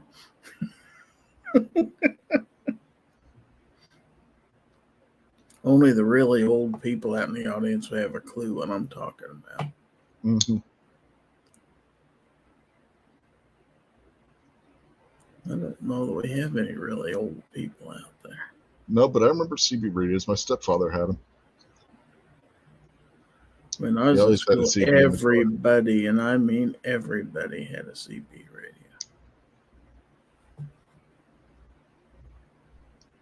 My friend's dad had one. He had like some pirate radio thing going on. People used to be pissed about it and everything because something to do with how much power it drew or something like that. It screwed with people's stuff, or I don't know. But it was a big deal, and he always denied it. And I was back in the day where I guess you could get away with, lying about it or something. I don't know, but it was pretty obvious, though. Defense said after bringing up Leisure Suit Larry. I remember that. Kingpin says, anyone else ever change people's TVs with your remotes?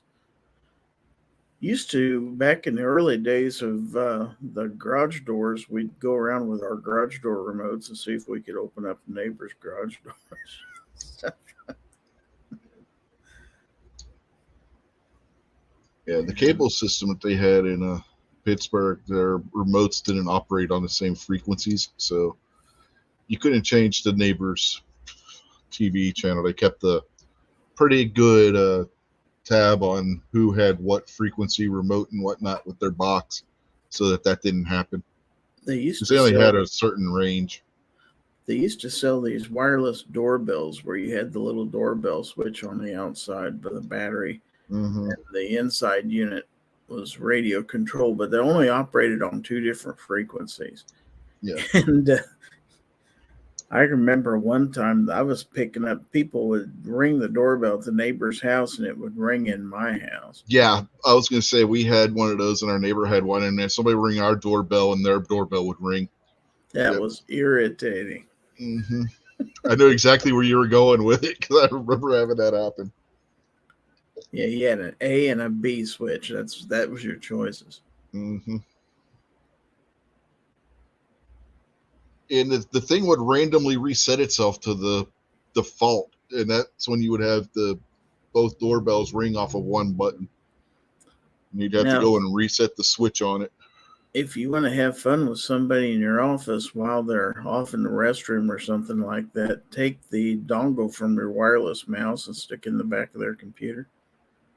And then when they get back to their desk, once they start working, take your mouse and just start moving their mouse around on their screen. That really frustrates people. I can see how that gets annoying, especially like it really, because if you get a mouse that's going bad, that's exactly what your cursor will do.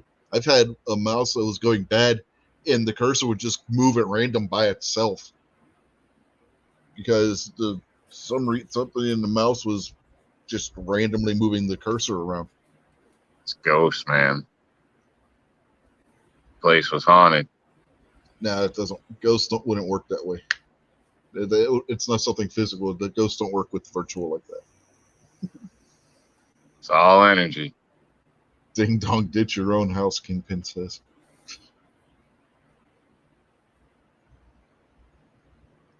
Yeah, Ron Wayne after says he had a unit in 510 CB for years.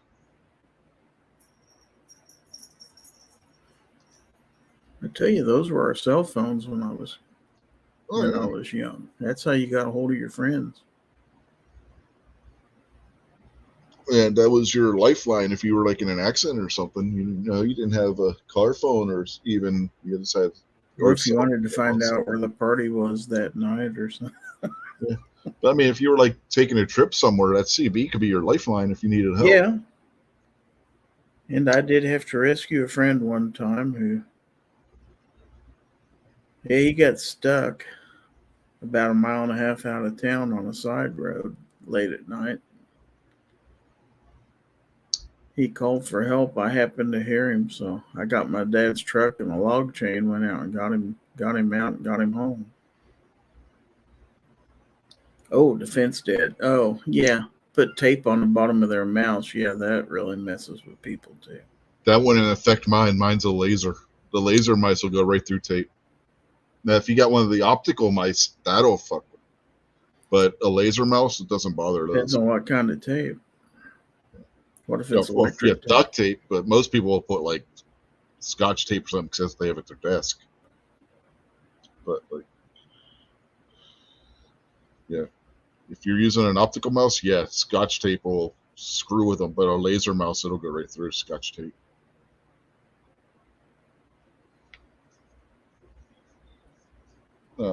The mouse that I had that was going screwy, it was one of those ones that had the rubber ball, the old school ones with the rubber ball in the bottom of it. Moose says he uses a trackball mouse. Wow. Yeah, those are still a thing. I never got the hang of that. I mean, I had one for a while out of work. I kind of liked it.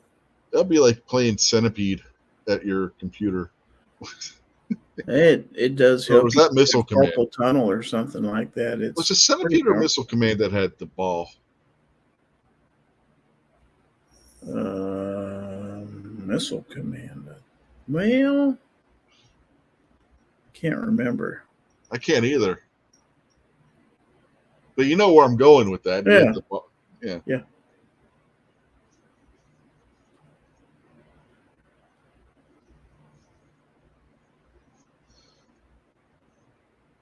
Krabby says it was Missile Command. Okay. I knew it was one of those kind of games where you had to shoot stuff with it. Moose says both. Moose says both had it. all the arcade rats are coming out of the woodwork. Mhm. I used to be one too. Yeah. I'd go to the mall and get a roll of quarters. Remember the Star Wars arcade game that was just red and black? It was like red lines that drew all the shapes of the ships and everything. It was Or type amazing of how stuff. fast you could go through a roll of quarters in the arcade. Went through many a quarter. Oh yeah. They What was would usually keep somebody in there because the change machines would run out, and they'd keep Mhm. somebody inside. The best trips to the arcade were with the church youth group, where they would rent the arcade and they would set all the machines to free play, so you didn't have to pay to play anything. Missile Command, yeah. And Defender, that was one of my favorites. You remember Defender? Oh yeah, remember when Dragon Slayer came out? And that was like the game everybody was playing until they found out how hard it was, and it cost $1 a pop to play that damn thing. But the graphics on that were awesome. That was like playing an actual cartoon back then. The graphics were done by Don Bluth, who worked for Disney before starting his own company. One that did Secret of Nim, and All Dogs Go to Heaven. So Krabby Turtle says one arcade still costs $1.25. Why they cost now? I haven't been in one in ages. If you could even find an arcade. I don't know. I avoid them. There's I used to like them, like, yeah, a long time ago when I was a young kid or whatever. But even then, they started kind of phasing out and were getting pretty expensive. So now the ones that I've seen here are that I've come across lately, like you use quarters, you put your dollar in a machine and it spits out like coins for that arcade. Like tokens. Yeah. I don't like And- tokens. Yeah, and basically that's pretty much how it is. But yeah, there isn't anything that's one token except those like gambling ones where you slide your token in and try to hit a spot to win more free tokens or something. Oh, the ones that have the push bar and they push your coins off the end? Kind of, yeah. There's a few different setups, but that's the only thing I've seen for one coin. But yeah, I don't know. I went to, what was it?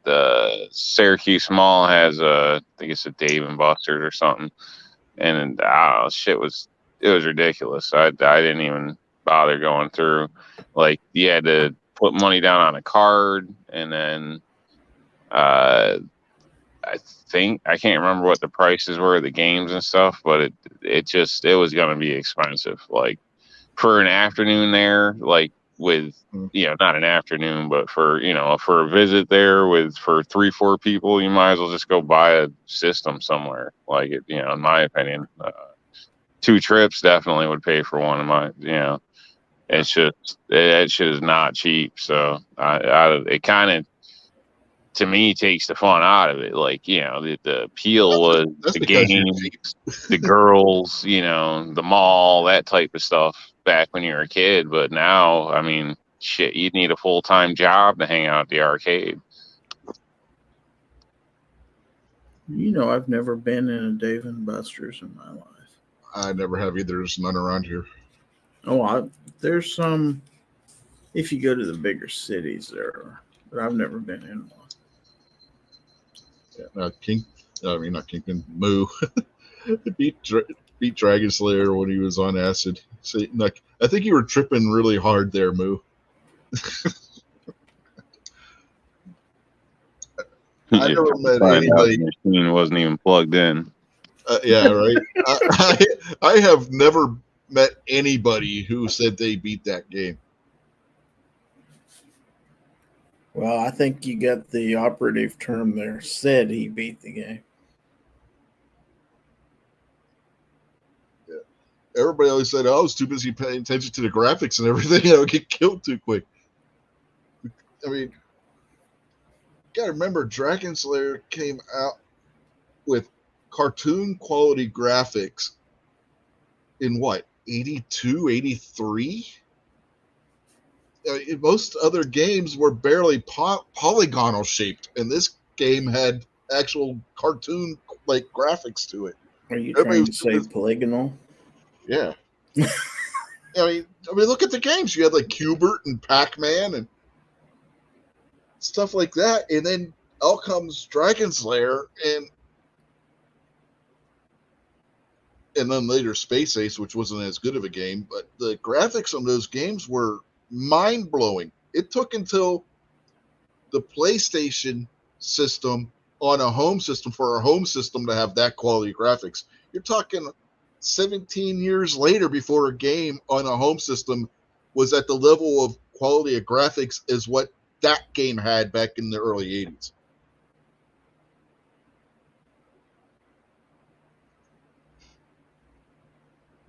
Dang, look at Ozzy out there. Try playing Asteroids on acid. The flashbacks are awful.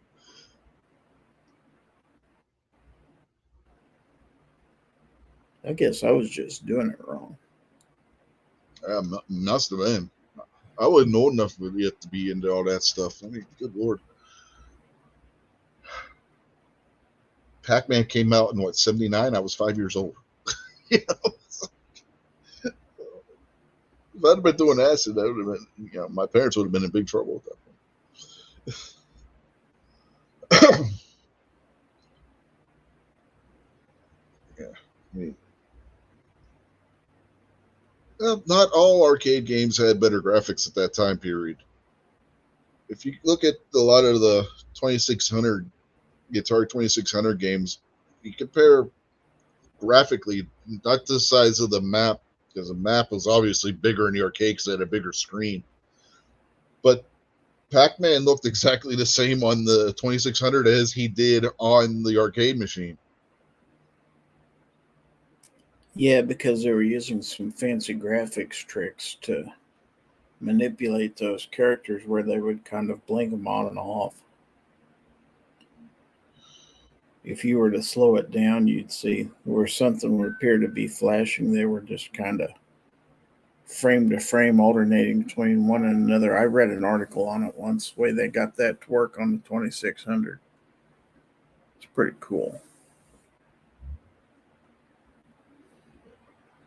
I mean, you really didn't start seeing the home systems, and this was all my point was, have the same graphics that you saw in the arcade until you got to the era of the PlayStation and GameCube and all that. No, but I had a lot of fun with that Atari. Oh yeah, I did too. I got my money's worth out of it. I got one that still works. It's not a remake, it's one of the originals. I've got an original. Oh, did you hear they found the remember how it was rumored that there was a garbage dump that was full of nothing but ET cartridges? Yep. They found it. Yep.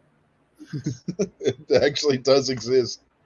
The garbage dump full of nothing but that game.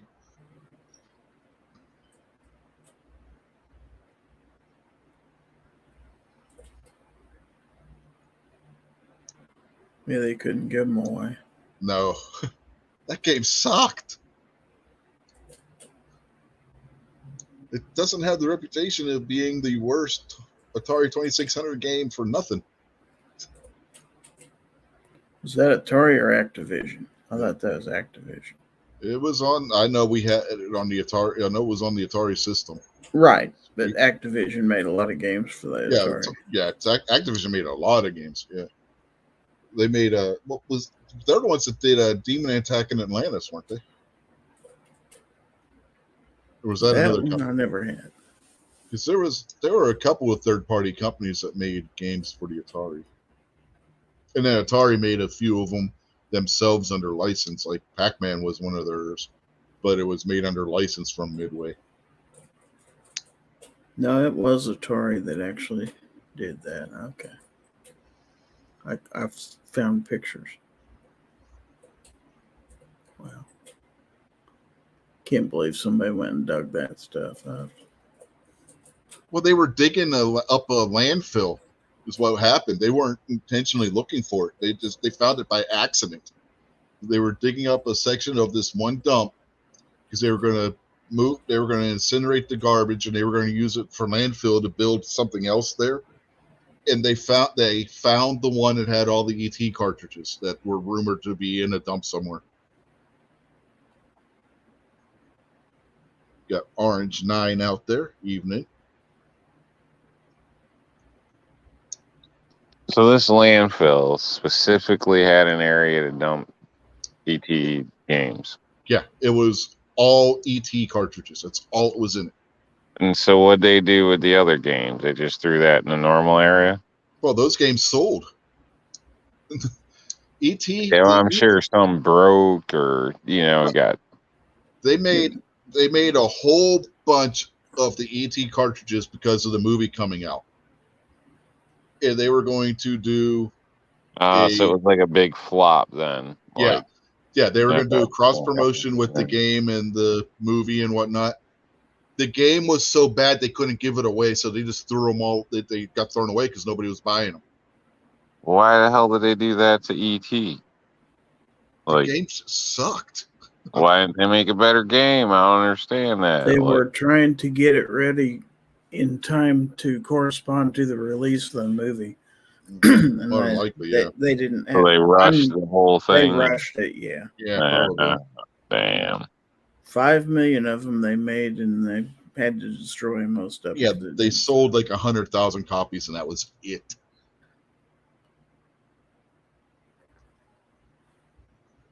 Orange 9 says he got a CZ checkmate. Yeah, you were talking about that on Scotsman's show. Daniel went to buy one, and somebody had beat him to it.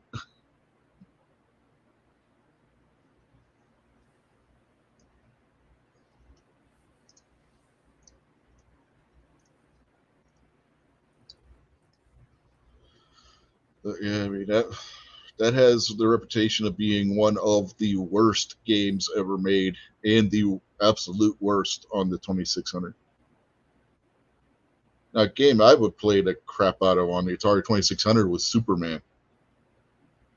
Flying around having to catch the villains and grab Lex Luthor and put him in prison. I think they confused Lex Luthor with the Penguin in that game because Lex Luthor had a cane that had a helicopter come out of it that you would let him fly all over the place, and you had to avoid the kryptonite and stuff on the ground. And Moose says Donkey Kong. I didn't have Donkey Kong. Every time I went to go find Donkey Kong, it had already sold out, so I never got a chance to get a Donkey Kong cartridge. Played it on my friend's cartridge. A friend of mine had it, but I never actually had it myself. Combat was kind of fun too. Played a lot of Combat and Demon Attack and Asteroids. I mean, Asteroids. We had Asteroids, but Atlantis. I flipped the score on Atlantis one time. A single sitting. I was sitting there. I just kept playing through. Flipped the score like 5 times because it would only go up to like 1,000,000 points, and then the score would flip. It couldn't count higher than that. Finally, I just got tired of playing it and turned it off.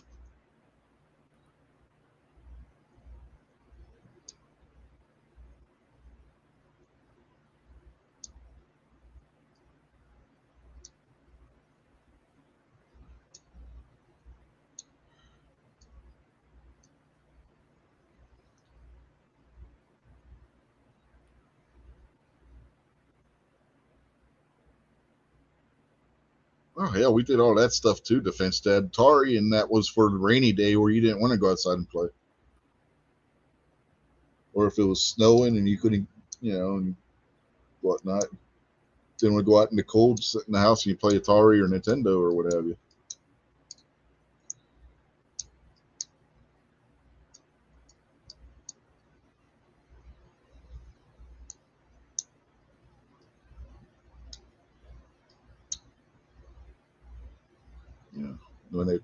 When the wind chills 10 degrees below zero and you're in the middle of a snow squall. You didn't want to go outside when you were, even as a kid. It's like, no, that's too damn cold.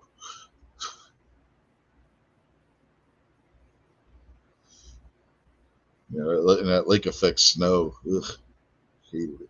Hated it. Even as I was never a fan of snow. Everybody would go, we'll go out and play a little snowman. What the hell would I want to do that for? It's cold out there.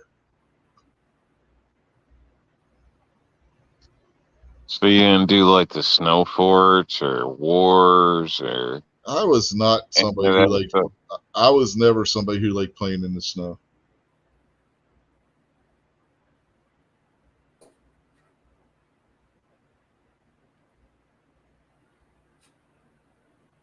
I'd rather stay inside where it was warm. What was wrong with you? I don't like cold. I don't like the cold. Yeah, but your friends are outside. I mean, it's every life goes on. Everybody's sledding. Freezing snowballs. You got wars. I mean, Not my thing, man. Not my oh thing. my goodness. Never was. I was never really into that stuff.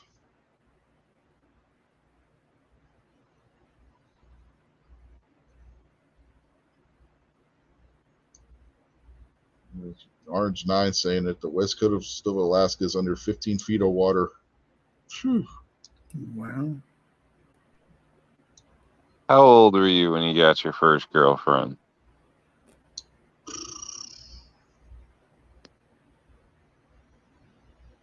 God damn, I don't know. Shit, how old was I?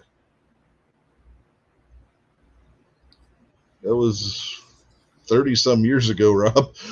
I'm trying to remember. Are you talking real girlfriend or what? Because you got the elementary school, oh, you're my girlfriend, you're my boyfriend kind of thing. Then you got the where you're actually going out on dates like in 8th, 9th grade. So what are we talking by girlfriend? Which type of girlfriend are we talking? Couple skating. Huh? You remember couple skating? Yeah, dates, going to the movies, whatever. Making up excuses with your parents that somebody's staying at somebody's house and somebody's staying at somebody else's house. So you guys hang out at the third somebody's house. All that stuff. 13, I think, if I remember right. Just checking.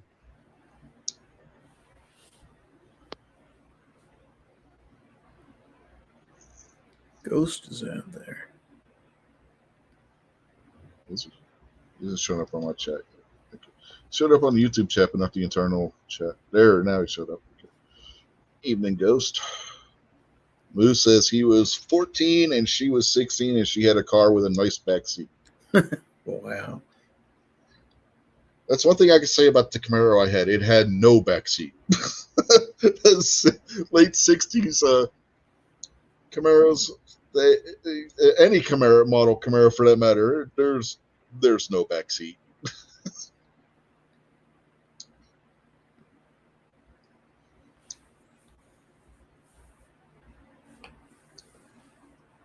Now, if you had a GTO, those had a nice back seat.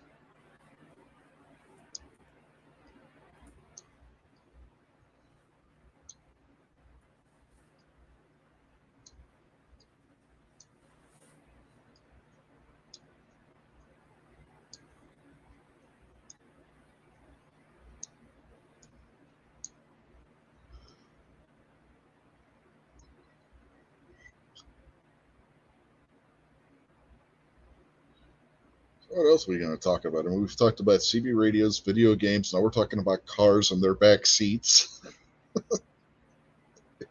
Jesus. It's been an eclectic show. Help John Z figure out what kind of gun he wants, or try to anyway. Defense Dad said he had a 61 Fairlane. It had an awesome backseat. I had a station wagon. You didn't have to worry about the back seat. Station wagon, throw an air mattress in the back and you're That's right. That's right.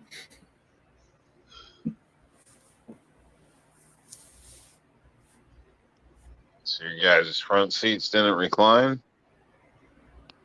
Not No. mine. Mine was a bench seat on that 64 Chevelle. Yeah. Yeah, the Camaro, they were racing seats, so no, they didn't recline back too far.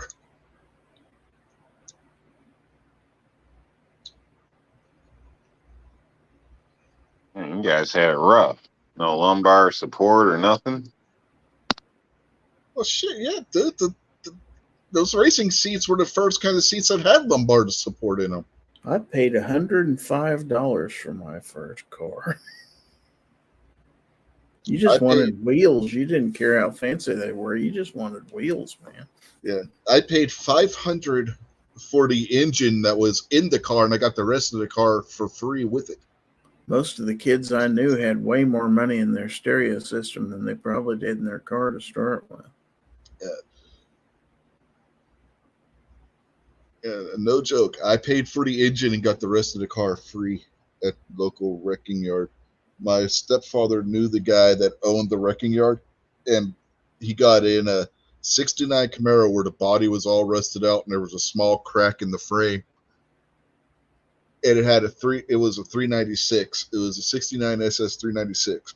Not very many of those were made to begin with. And he wanted $500 for the engine. It was like, I had $500. I bought it, just for the engine. I was going to take the engine out and put in something else, like a Monte Carlo or something. Got talking at go-kart club at school with the club sponsor who ran the engine and car repair shop at the school. And he's like, look, I'll come pick your car up. We'll put it on my flatbed. We'll bring it down here to the school, and we'll use that as a project car, and I won't charge you anything for the parts or anything that we put into it. I was like, deal, So the school, the auto body repair shop and the engine repair shop at the school that was students learning how to do that stuff did all the work on my car, and I didn't pay a penny for it.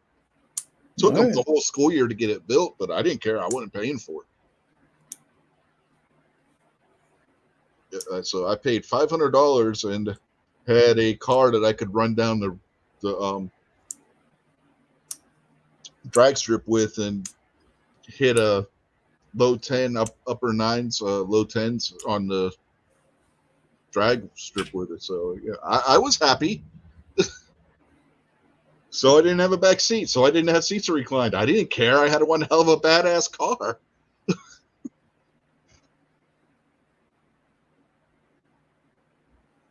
So I wasn't complaining, Rob.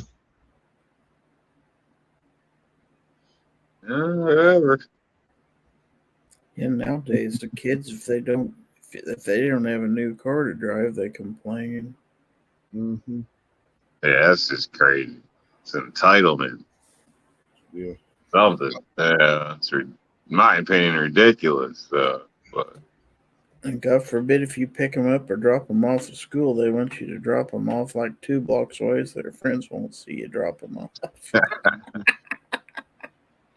That's funny. Yeah. Ozzy said his first car was a 72 Nova. Not a big back seat, but I managed to get it done. Drive-in theater. When I was a kid, my stepfather had like 3 Chevy Novas in a row. He would drive the damn things until they would break, and then he would go get a new one. He had a 68, a 69, and a 71, I think. And we would squeeze a car seat and 3 kids into the back seat of that damn thing. So, yeah, you haven't lived until you've been to drive-in theater a few times. We had one like 20 miles away. We'd go every weekend. Usually have a cooler in the back seat. Good chance you can still find one. You might have to drive a little bit, but we searched them out, and there's a couple we could go to. They're both a little bit of a drive, but they both offer like a double feature. Yeah, it's the normal popcorn, all that stuff. Except for, from what I've heard, the old days, you hook a little speaker to your car thing. It's just through your radio station. Yeah, So it's through your radio now. Yeah. Yeah, there's one around here. It's just south of Winchester, Virginia, which isn't that far from here. They have 2 screens and they do a double feature on each screen. yeah, same type of deal. The ones they got, and around here, I guess. So. But yeah, it's decent. The problem always seems to be you're only interested in like one of the 2 movies, or you'd like the one on this side and then the second one on that Yeah, side. right. Exactly. You can go watch one first movie on this screen, second like, movie on the other screen. Yeah, that's usually the way it works out here too. But it's fun. It's definitely an experience. Recommend still going. I took my mom to the movies once, actually probably a couple times. Stuff like that. Bust out. A lot of people bring chairs and stuff. So I bring the truck and we all just sit on like the box and in the bed. And that works We out. used to do that all the time. Yeah. Yeah, that works out. It's pretty cool. But when it's, I don't know, I guess lots of other people bring their little foldable chairs and then just, plot out right in front of their car, right behind the car, however. Yeah, when we were kids, we've done it both ways. When we were kids, my uncle would take us all as kids to the drive-in in his pickup truck. We'd all pile into the bed. This was back in the days when that was legal. Yeah, just pay by the car. Yep, jump out of the truck, sit up your little folding, lawn chairs, whatever you want to call them, beach chairs, and sit and watch the movie. Yep, there's probably a cherry tree growing in that place by now. So, if you didn't have enough money for everybody, you'd have 2 or 3 people in the trunk. You'd sneak them in the trunk. Mm-hmm. The one that they had north of Pittsburgh had a small little amusement park with it too. So you would go before the sun. Yeah, you would go. You would go before the sun went down, and you would like ride the little roller coaster and stuff they had. And then once the sun went down, started going down, they started showing movies. You go over back to the truck, and we'd watch the movies. So they've wised up now because all the people like Gary, sneaking in all their buddies in the trunk. So now they charge you individually. So at least the ones around here. So if you got like 4 people in the car, you're paying for like 4 people. Yeah, the one we went to as a kid, they just charged for the vehicle. So as many people as you could pile into the vehicle that they would get in.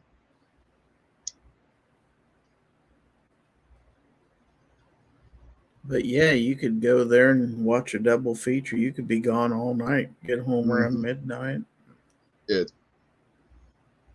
Yeah, like you said, the one we'd go to, they had that little amusement park. You would get there like 5 o'clock. You wouldn't get home till 1 o'clock in the morning. You might take some refreshments with you. So. Let's just say. Always, especially a drive-in. Yeah. We were, economical, man. We're trying to save money. Well, popcorn's a dang rip-off and all that stuff, too. Like, yeah. I tried, like, one of the last times I went, I got a big bag of cherries and took those up, like, in place of popcorn. So, they should pay me because there's probably a couple cherry trees growing in the field right now, thanks to me. Yeah, defense that, so they would wear their pajamas to the drive-in because they knew we'd fall asleep when they were kids. Yeah, we did the same thing.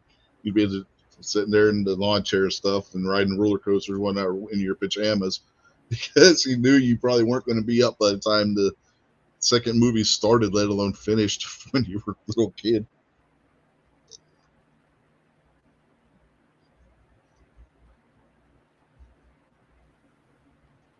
A lot of times I would make it through both movies, but I always had issues sleeping anyway, so I was like the one kid in the group who would make it through both movies.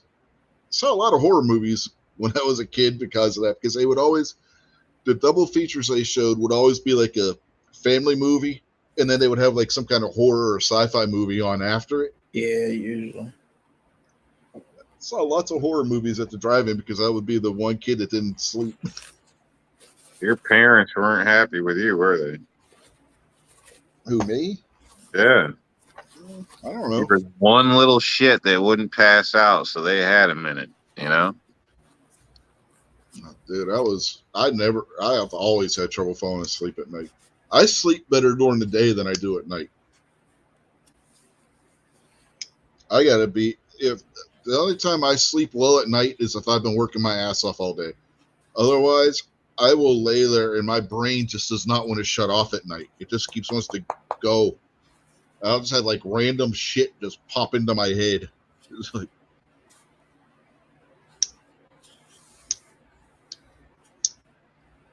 I'll sit there, I'll be thinking about stupid shit all night because my brain doesn't want to stop.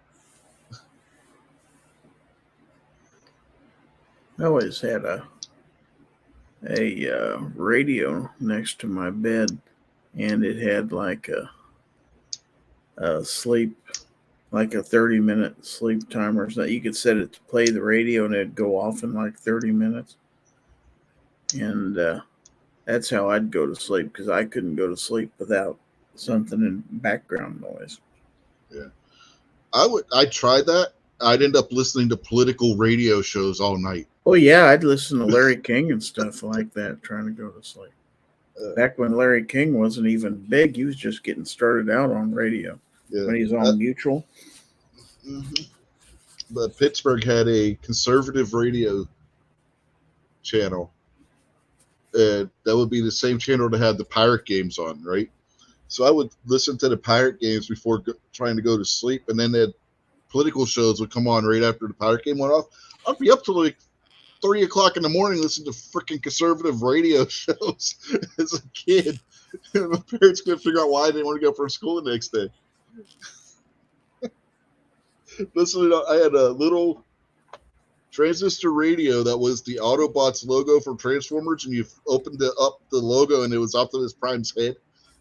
So I'll just be listening to that.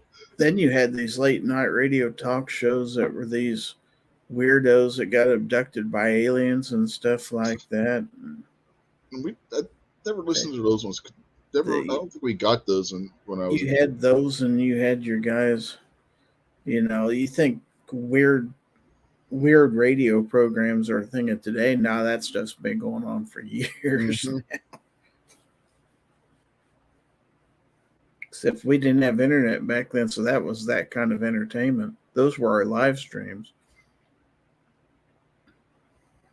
So, Orange, you're talking about the storm surge and stuff going on up there. You guys getting a bad hurricane or something up in that area? Yeah, I hadn't heard about all this. What's going on?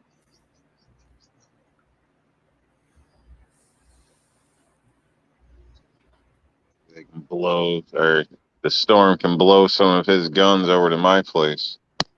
Well, he's in Anchorage. He said he's safe. Powerful storm lashes Alaskan shore. Wow.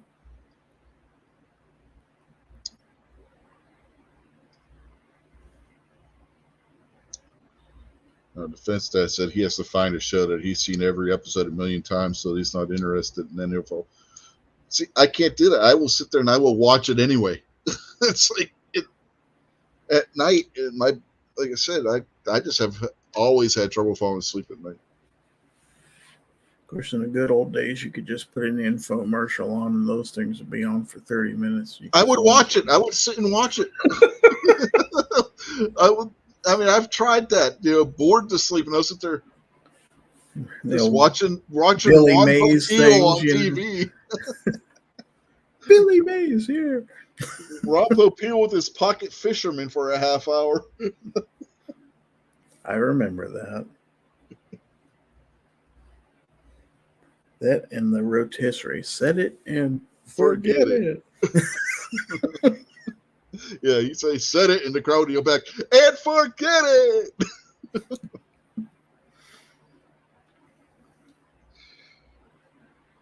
Then he had that spray on hair. Mm-hmm. Nothing but a can of spray paint. Or QVC. Sometimes you'd fall asleep watching QVC. Oh, hell, late at night, put on HSN back in the late 90s, and they'd have you'd be sitting there watching some stupid jewelry show, and all of a sudden, got somebody on there selling 152 knives for like $50. It's like, wait, what?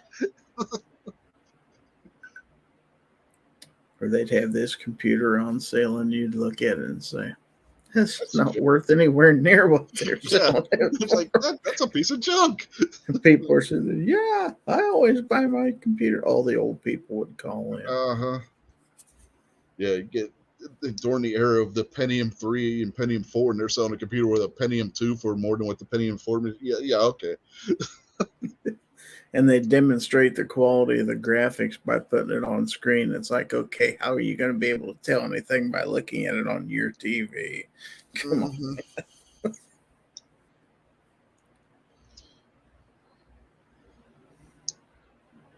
Yeah, it's just, it was bad. I bought my What if you first call VC. right now? Yeah. Yeah, you If call you're right one now, of and the you get first this. 50 people to order this. Yeah, if you're within the first 100 people, we'll throw in this flat scanner, but from some brand you never heard of. Yeah. And a free copy of Norton antivirus. Right. No, it was always McAfee. Always McAfee on Home Shopping Network. Always McAfee. Yeah. There's like a 30-day. It'd come with a 30-day plan, and then you had to actually pay for it.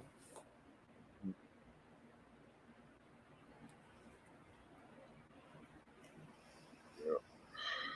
Craziness.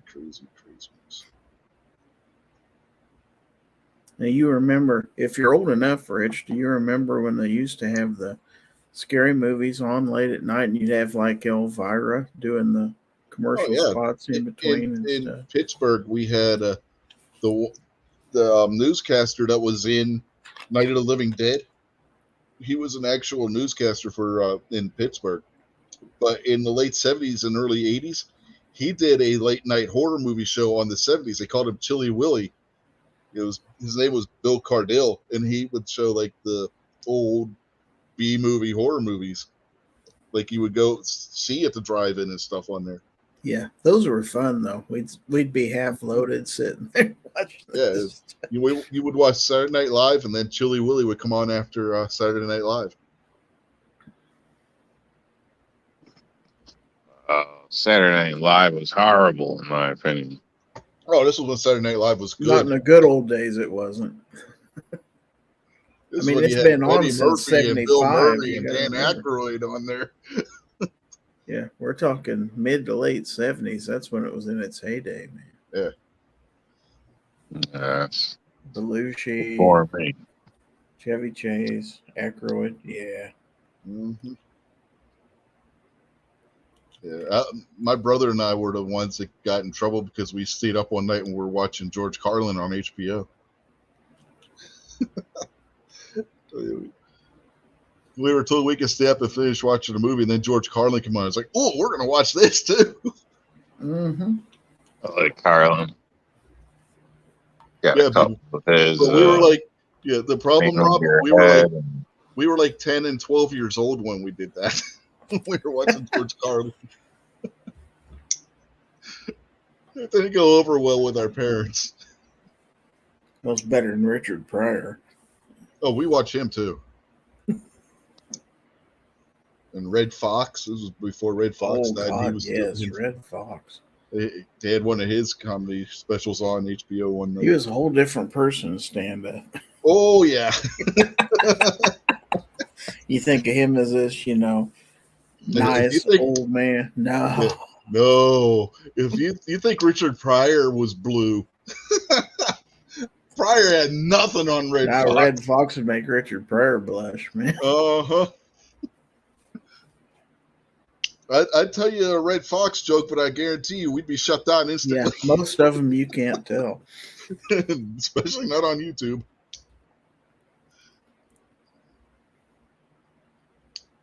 Oh my God, the George Carlin special we watched that night. He was telling a joke about the roller coaster accident in I think it was Romania. 100 screaming retards killed in a roller coaster accident. He said was the headline on the news story. He took and he was, oh my God, it was freaking hilarious. I can't tell the whole joke because YouTube would definitely take us down. Yeah. The funny thing is, you could probably watch it on YouTube. Yeah, probably could. I just remember me and my brother just sitting there laughing our freaking asses off watching the George Carlin special, which is probably how we got caught. The sense of pride and accomplishment the first time you were able to stay awake all the way through SNL. Well, see, I was 15 when it first came out, so that wasn't hard for me. Yeah, it wasn't, like I said, I've always had trouble sleeping at night, so staying up watching Saturday Night Live and then watching Chilly Willy on TV, with the horror movie right after Saturday Night Live, that was not a problem for me as a kid. My mom was always a night owl, so as long as I was in the house, she didn't care on the weekends how late we stayed up. I don't know how many times I would watch Johnny Carson, and in those days, Johnny Carson ran for an hour and a half. Oh, yeah. So it was over at midnight, and then that's when the cool stuff came on, because then Tom Snyder came on. Yeah. He'd have the cool guest. Damn it.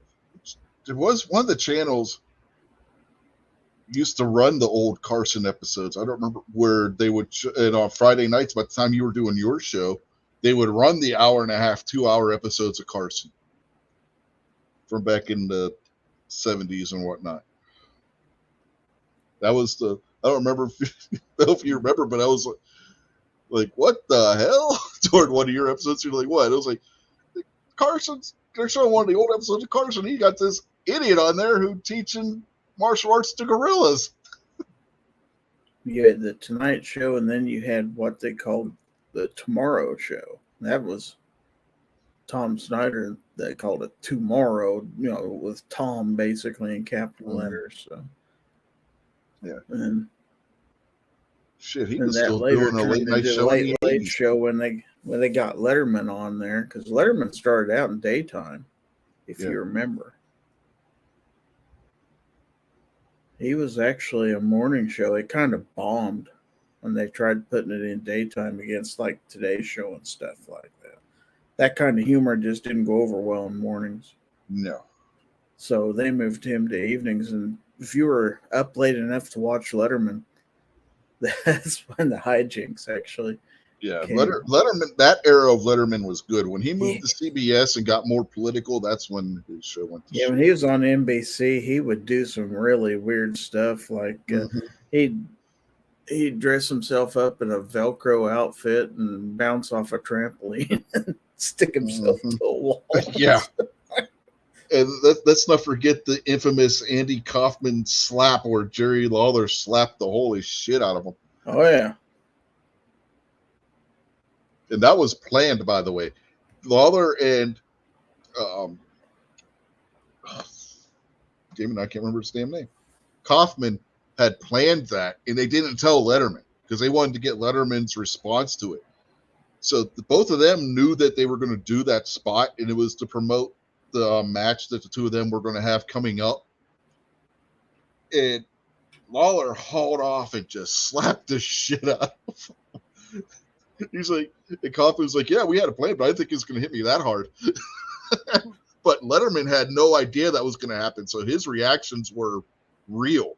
What the reaction you see from Letterman and when you see the clips of it and stuff, that was real. The slapping with the insulting and yelling back and forth between Lawler and Andy Kaufman, that was fake. That was staged. They had set that up. But Letterman's reactions were completely and totally real. Letterman has said, yeah, he wasn't in on it. He found out, it wasn't until a couple years later that he found out that those two had even set it up. Now, as I remember, Saturday Night Live, if you stayed up for all that, which that was over at midnight, then sometimes they would play an episode of SCTV afterwards. That might have been your local market, because local markets had different things that would come on after Saturday Night Live. SCTV was basically a lot of the a lot of the not ready for primetime players started out yeah. with SCTV up in Canada. Well, SCTV was out of Chicago. That's where it originally was based because it's Second City TV. Right. But yeah, that's where a lot of them people got their start. That's where John Candy got his start. And it was really something. So yeah, if you stayed up late at night, you got to see the cool stuff. Mm-hmm. And then basically the bragging rights at school was who stayed up the latest. I was up until 2. What was up until 3? If you could stay up until the sun came up the next day, you were a big shot, man. Oh, I did that routine. I did it a few times. There were times where I would be up 2-3 days before I went to bed, before I finally fell asleep. I just could not sleep at night, and I would take little naps during class in school. I'd get in trouble for falling asleep in school. Like when I was in middle school, 5th period, we had silent reading time. That was nap time. So that was always nap time when I was in school. When I was in middle school. Or whatever period was right after lunch was usually a good time to do it too. Well, 5th period was lunch period. Yeah.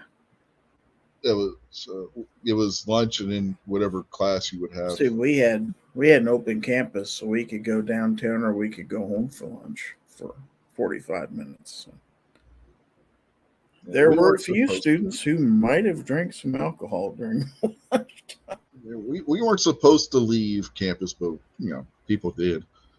Because when I was in high school, especially because there were students who would take their academic classes at one school and then transfer to another school for whatever their tech or whatever classes were, We were 2 blocks from downtown. It wasn't hard to get someplace to eat. Yeah, we were a 5 to 10 minute bus ride. And in high school, you didn't take school buses anymore. You got a Port Authority of Allegheny County bus pass. So you could just hop on a bus and go anywhere within the county.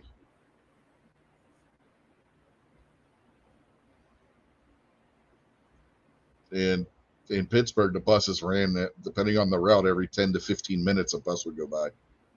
So it was easy to just get on a bus and head somewhere. If you didn't feel like going to school that day, just head outside the school district and chill at the mall or what have you. Screw this.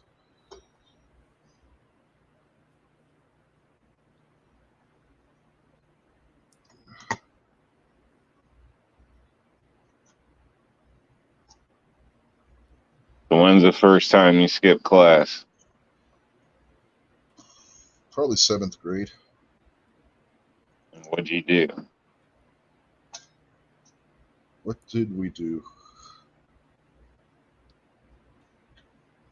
Rob, that was I don't remember, to be perfectly honest with you. You remember everything. You're like Richipedia, and you don't remember the first time you skipped class? Come on. Nope. We went downtown. I don't remember what all we did, but downtown was right across the bridge from my middle school, where I went to middle school. I want to say we went to the arcade and maybe a couple of the record stores.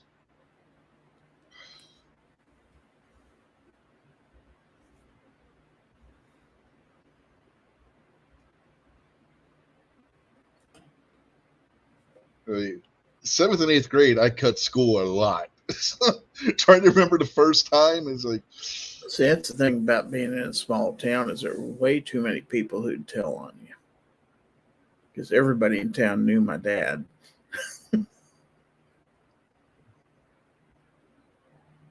Yeah. Anytime we had a half day in particular, that was like, yep, we're not bothering to go to school today. We'd take the school bus and then we'd just we'd off the school bus and keep on walking. Walk straight downtown or something, or right off the school bus. But now the cool thing is if you went out for football in the fall, you would get out of the last period. So you could go ahead and go to football practice early. And shoot, we'd take our sweet time because we had to. The football field was literally 6 or 7 blocks away from the school, so we had to walk or run to the field to practice. So Yeah, when I was like at 11th and 12th grade, but that's because my 7th period class was always gym in 11th and 12th grade or health. So so you skipped gym, huh? because I was getting ready to go play football. Don't like to play The in gym the teacher, snow. the And now gym you teacher skip was the gym. coach. The gym teacher was the football coach, so the head coach of our football team. So all the football players would conveniently be scheduled for gym class 7th period. Well, when I was a senior, I pretty much had all the credits I needed. So I had a study hall, and then the periods I couldn't fill or didn't want to fill, if I wanted just a PUD class, I'd take like a teacher's aide or something like that. I remember one time I was a teacher's aide in like a junior high PE class. All I had to do was take roll. It's pretty easy. Or you could also be a cafeteria aide, or you could be a library aide. Now, library aide was a pretty PUD job too. You just had to put books back up on the shelf. The only time during football season that you saw any of the football players actually doing anything in PE was when we were in the pool that week. When it was swimming pool week, everybody was in the pool. So what? All you jocks thought you were special? No, we got our grade for football practice. That's what the deal was, that our gym grade would come from football practice. Your school had a pool? Yep. We had an Olympic-sized pool in the school. We did. There were 2 high schools with Olympic-sized pools in Pittsburgh. One was Oliver, and the other one was Brashear. I went to Oliver.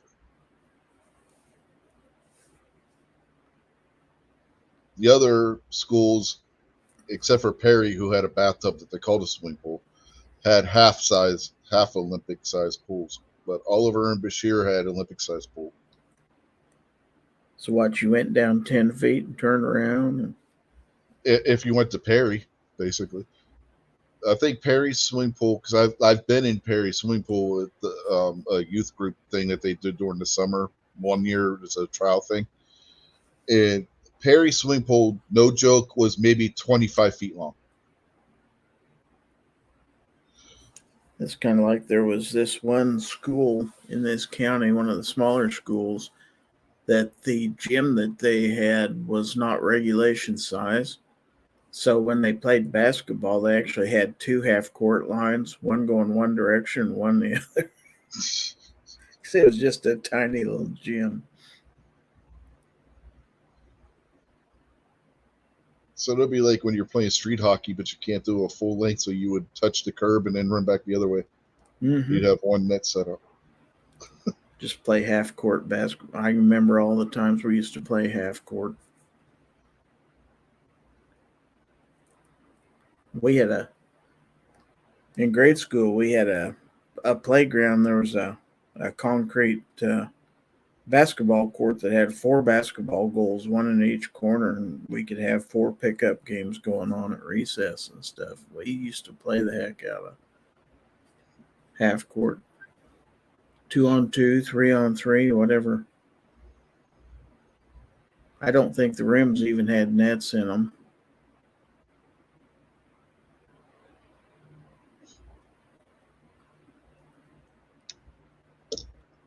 Another thing we would do, skipping school, we'd go to the Dollar movie theater. Skip school, go to the mall, and hit the Dollar movie theater. Mall? We didn't have such a thing. Yeah. Well, if you lived in Pittsburgh, you would have, because the first malls in Pittsburgh were built in the 1960s. I've been in Pittsburgh, Kansas. It's not all that big. And wrong Pittsburgh. The one that ends with an H, Gary. Okay, yeah. Ours is missing an H. Yeah.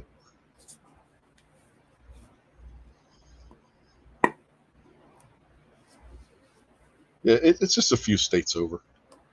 Yeah.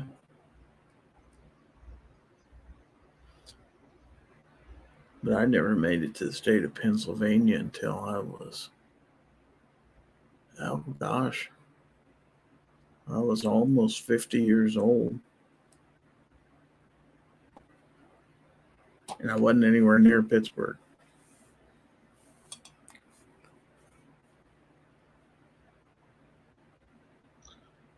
Northway Mall and North Hills Village were probably the two first malls on the north side of the city. And both of those were built late 60s, early 70s.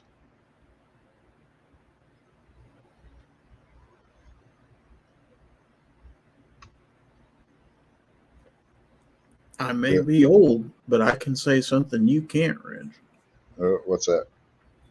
That I remember the Immaculate Reception because I was watching it live when it happened. That was what, 72? That was 2 years before I was even born. Yep, I remember that to this day. I also remember watching Roberto Clemente play. God, he was dead before I was born. He died in 73. Pirates winning the 70 World Series. See what I'm saying? He knows when this guy died, but he doesn't know what he did on his first, cutting class adventure. I bet it had something to do with a girl, and he don't want to talk about it because it was white. No, it didn't. No. Snob's back, by the way. One, wife's in bed, and two, no. You see, you got to understand something, Rob. When you grow up in Pittsburgh, Roberto Clemente is royalty in that city. Yeah. Absolutely. That and Franco Harris. Yeah, Franco Harris, Terry Bradshaw, Roberto Clemente, Willie Stargell. Those guys, those guys are all the royalty. Bill Mazeroski, yep. 1960 World Series right there. Obnoxious ones out there. Wow. Yeah. Now we just need Sarge to show up and all the hens. I know. Hen party.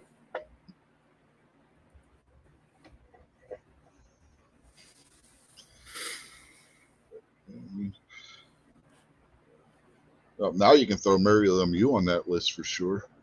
The Pittsburgh royalty. That guy saved the Penguins, kept them in Pittsburgh. Yeah, that's true.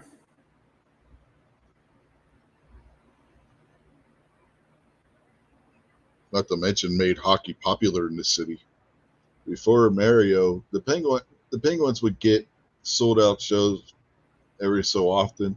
They made the playoffs a couple times, but nothing like what it was after Mario joined that team.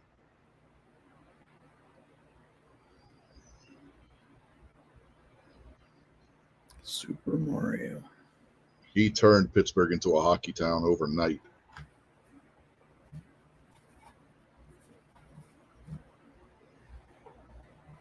I still say he would have broke a lot of Gretzky's records if he wouldn't have hurt his back and then had the cancer issue.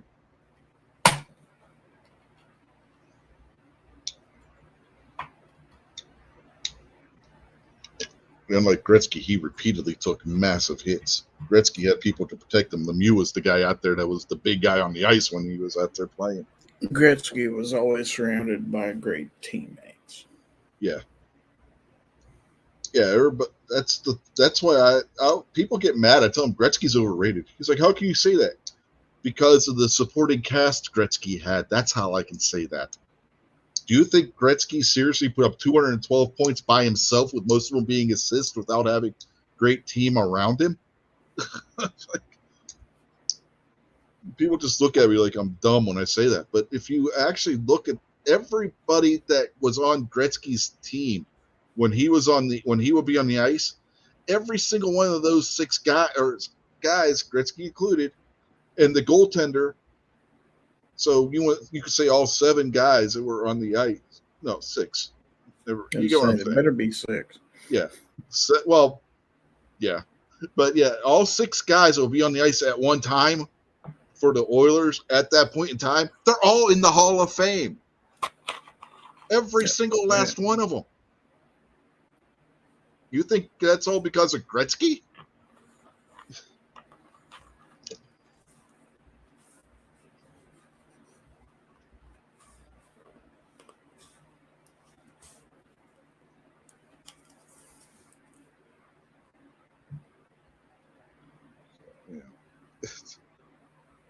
So I will die saying that Gretzky is probably the most overrated hockey player ever. I'm not saying he's not great, but everybody, by saying that he is the reason why those teams did as good as they did, is discounting everybody else that was on the ice with him at the same time.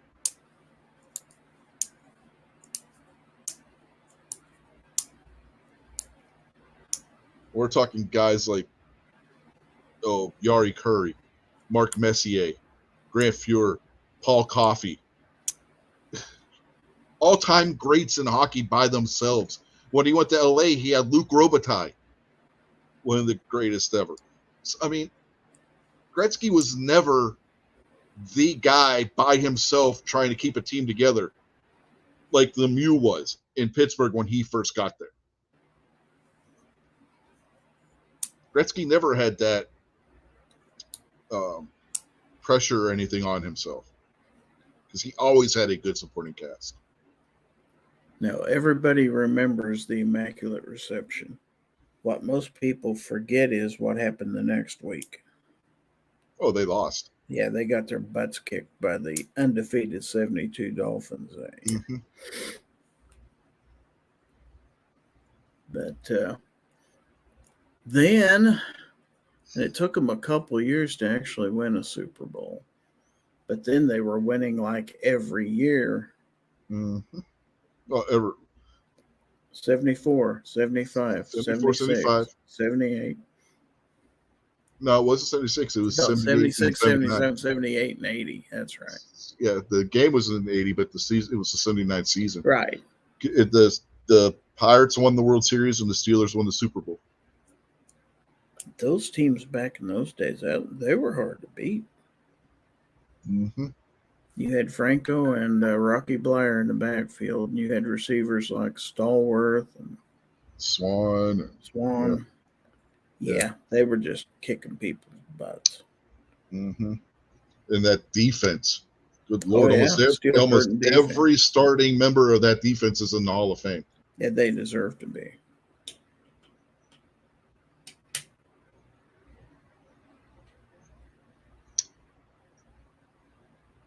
Quite a few members of that offense are in the Hall of Fame.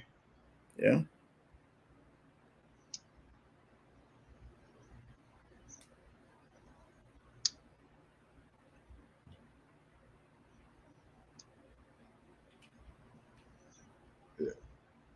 Steelers went from being the pushover of the league to being one of the hardest teams to beat within just a couple of years of Chuck Noll being hired. And because prior to 72, they had went through a number of years of bleak seasons. Mm-hmm. They were just the worst team in the NFL, hands down. Yeah. The only time that they had won a league championship was when they were the Steagles. And that was mostly because of the Philadelphia Eagles players. Mm-hmm. And that was during World War II. Yep. Other than that, they were always the bottom of the league.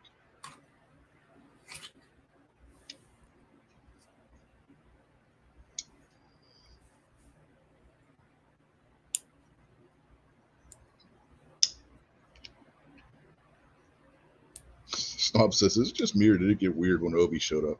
No, we just started talking sports. So maybe that's why it's weird. I don't know if we could blame Obi about that. Yeah, I don't think we can blame him for the sports talk. No, he's innocent.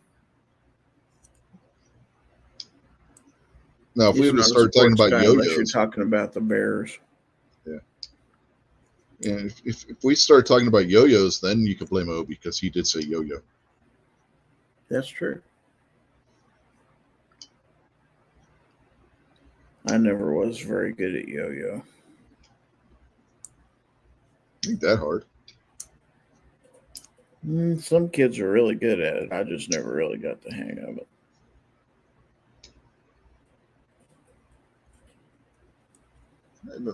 I haven't really messed with a yo-yo in quite some time. I used to have a collection of the Duncans. That was another one of the things that I don't have anymore because of my mother.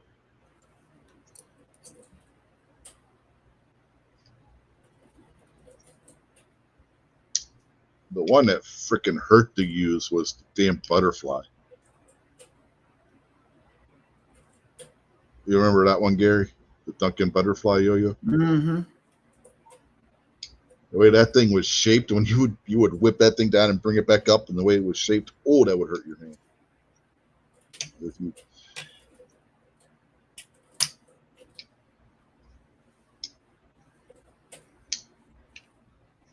Ozzy says the Bears are leaving Chicago. Yeah, that's what the rumor's been, that they're leaving Soldier Field and moving to one of the surrounding suburbs because the crime's too high in Chicago. It's not safe enough anymore. That's just not right, though. Just not right. They're one of the few teams to actually play in the city where they're named for, to be playing in. Mm-hmm. Most teams play in the suburbs.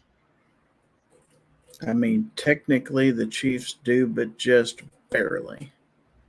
It's just barely in what you could call Kansas City. It's out in the suburbs. It's 3 miles from the city center. Yeah. Who does still play in this city? Pittsburgh does. They play right on the north side. Where they play now is basically where Three Rivers used to be.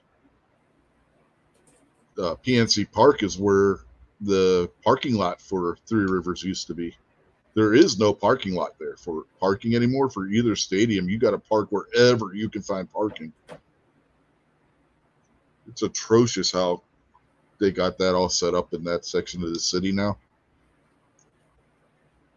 When we went up the first time, my wife, when she had to go get for her doctor's appointment before she went and had her hysterectomy, and that we decided, let's go drive by there and see what it looks like. Because it's been there for 20 years and we never had actually gone by the two parks, right? They got that part of the city so screwed up from what it used to be.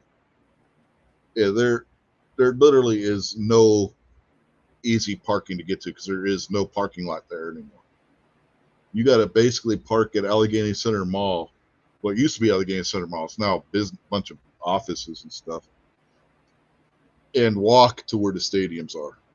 And it's a good walk. So, I mean, they really screwed that all up. The Three Rivers had really good parking available for it. Well, they just had atrocious seating. If you didn't mind being half a mile up in the air. The seating wasn't that bad.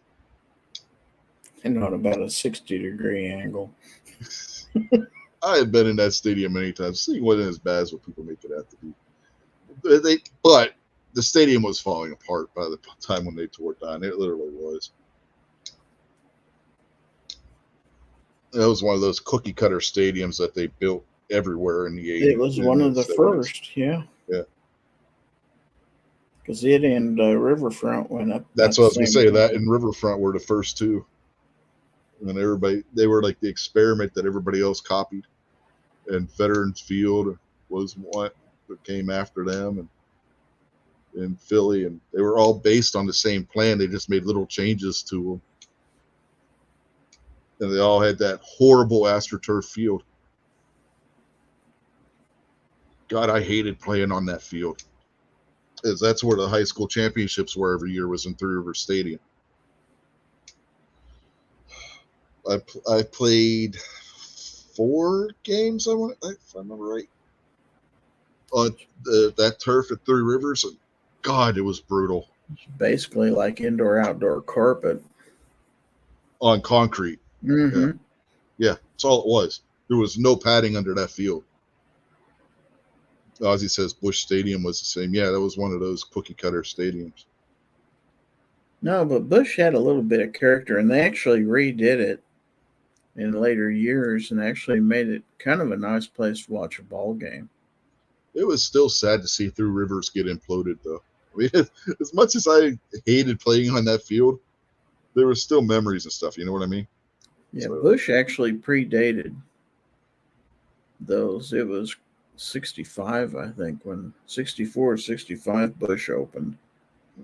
Maybe that was the template that they used to make the others, because they were very similar. That and RFK. Mm-hmm. Is RFK still there? I don't remember. I don't remember if they I tore don't that know down. if they've imploded that or not. Yeah, I don't know. Kingpin or Krabby are out there. They would know. They live in that area. Yes, RFK, even though they was the home of the Washington Redskins, isn't actually in Washington, D.C. That was Landover, Maryland, if I remember right. RFK? Yeah. No, it's in DC. Was it actually in D.C.? I thought that was across the border. And Mm-mm. Now the place that replaced it, is in Maryland. yeah, the Jack Kent Cooke Stadium. Then they got rid of it.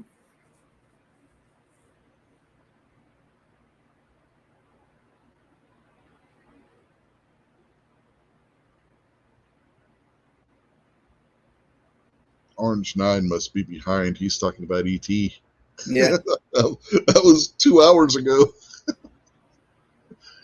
Oh my God, it was too, wasn't it? Mhm. Just that Yeah, bell. they've been on here a while. Yeah, almost 3 hours. Lord.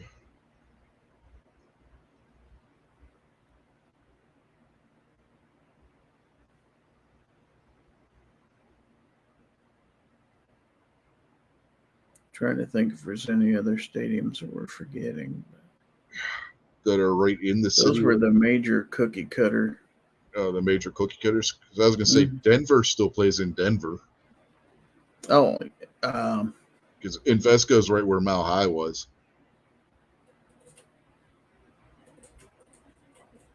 They tore down Mile High and built Invesco Field right on top of it. yeah, I believe Seattle's, because it's basically they tore down the Kingdome and put their stadium right over the top of where the Kingdome was. Is Minnesota's new stadium in Minneapolis still? The football stadium is, because basically, yeah, it's. I think it's pretty close to where the Metrodome was. Remember when the Metrodome's roof sprung a leak and the dome collapsed? The During snow, a game? yeah. Yeah, the weight of the snow, because that was basically like a giant air cushion. That's what the Metrodome's roof was made out of. And it popped a leak because of the weight of the snow, and it deflated and started to collapse on the field. See, Houston Stadium is actually in the city of Houston, I believe. Yeah. I know Dallas isn't. Dallas never No, was. Dallas is not. And hasn't been since the 60s. That's one thing I can say. The Steelers and Pirates have always played within the city limits. Forbes Field was in Uptown, which is basically a shithole now. And then Three Rivers and Heinz Field and PNC Park have been on the north side of the city, right across the river from downtown.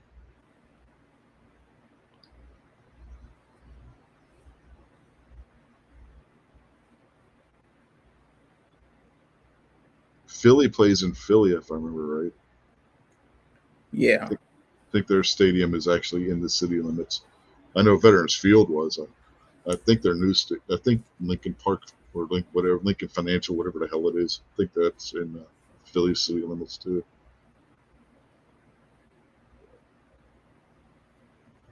Yeah, I believe it's pretty close to where the vet was. Yeah.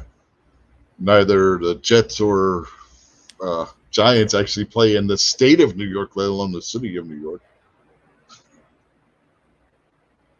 No, they haven't for quite a few years. Now, Oh, there's Buffalo- another cookie cutter stadium we forgot, Shea. Yeah, Shea.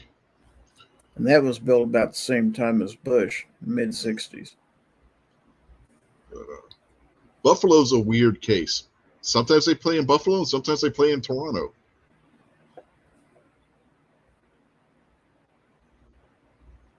So sometimes they don't even play in the right country.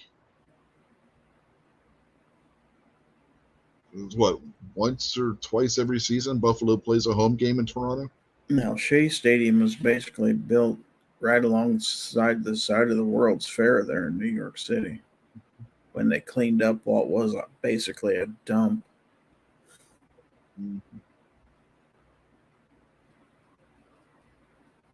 There ain't no team in San Diego anymore. No.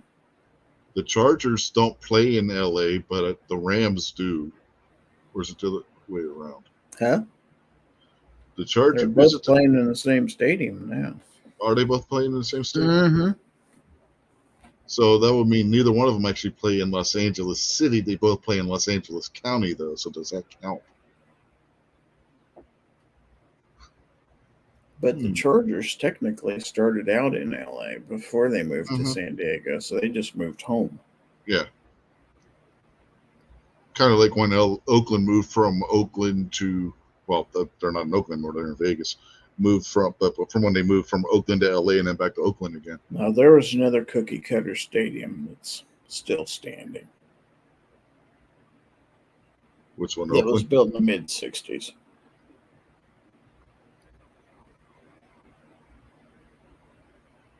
I forgot that one too. That thing's an atrocity. Seems like all the AFL teams had the cookie cutter stadiums. I wonder why that would be. No, because it was a startup league, and you'd build a place for the new football team that was starting, the league that was starting to gain popularity fast. Yeah. And then Buffalo had moving. Buffalo had one of those cookie cutter stadiums. They started moving baseball teams in there with them when they moved the Kansas City A's over to Oakland. Well, that was the whole point of those cookie cutter stadiums, was that they were made to where they were modular so that they could play both football and baseball in those stadiums. Yeah, they weren't well suited for either one. Mm-mm. Jack of all trades, master of none. Fit those stadiums pretty well. I think when they built the Truman Sports Complex in Kansas City was one of the first places where they actually built two stadiums on the same lot, one for football and one for baseball, and they were both custom stadiums. That's which is becoming a trend now, but I was going to say that's basically what they did with Heinz Field and PNC Park. But back in the early 70s when they started building this was kind of a radical concept. It's to build two stadiums, but they hired engineers to see if they could get two stadiums for the price of one. They said it would actually be easier and better to do that rather than one big stadium. So they were well ahead of their time, I guess. And they're both being used. Chicago's got three, all within city limits. You got Wrigley, Kaminsky, and Soldier Field.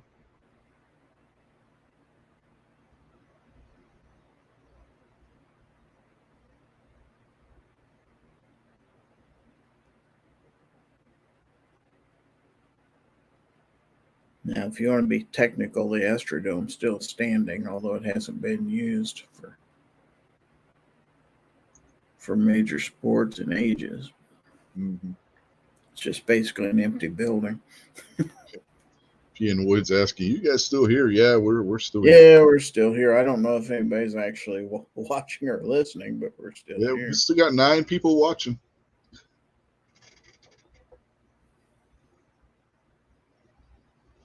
Yeah, I definitely think Orange is behind his comments. Mariners. Is that a team? Yeah. I remember.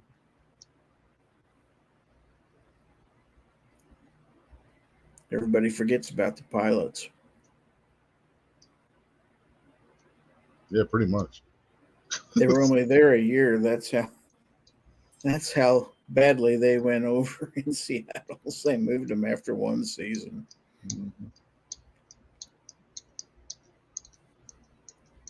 But Snob says he's kind of if listening. you read the history of that and that stadium they made them play, which is basically a minor league park that they added some seating to, and it was just atrocious. Yeah, we talked about that before.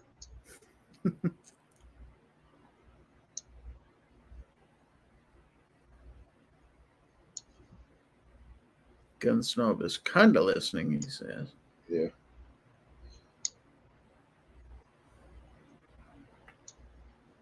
I think Rob fell asleep. Lou Pinella. I remember Lou Pinella. I remember him as a manager. He played in Kansas City for a number of years. Yeah. Did he? Yep. Sweet Lou. Then he was a Yankee. Yeah, the American League didn't get much coverage when I was a kid where I grew up. They did where I was because that was a game in town. Yeah, we were a National League city, so you didn't get much coverage when it came to the American League. Ozzy went to the Kingdom back in '79. Wow.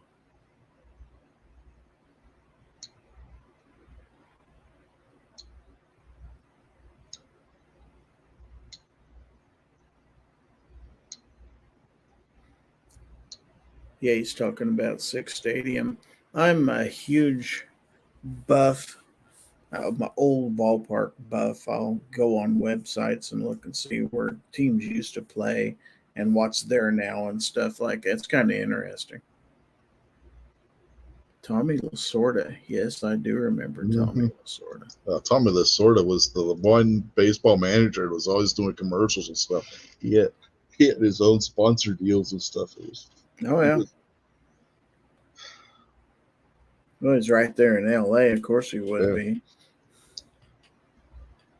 But he knew how to play that game. Yeah. Oh, yeah. Yeah, Pilots are the Brewers. That's correct.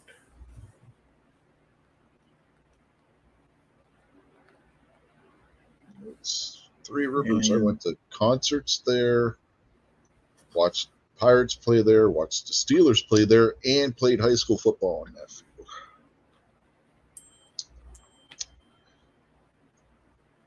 I think that might be part of the reason I have knee troubles now is playing on that field.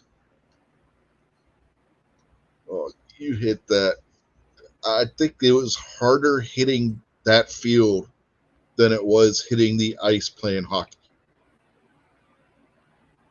And that's saying something. Because underneath that ice is nothing but concrete when you're playing hockey.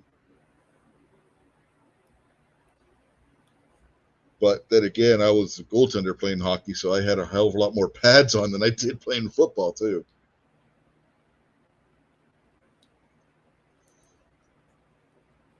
Here's a blast from the past. Whitey Herzog. I remember him. Yeah, he was before my time. He was not happy in 1980. 85. I mean, I remember Whitey, but not like you guys would.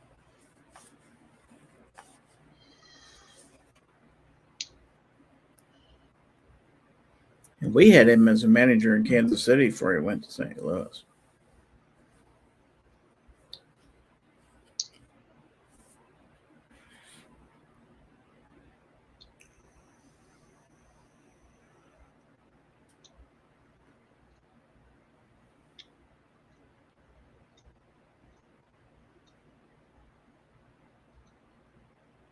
Come to think of it, there ain't a whole lot of baseball teams that go back any length of time that are still in the city that they started in.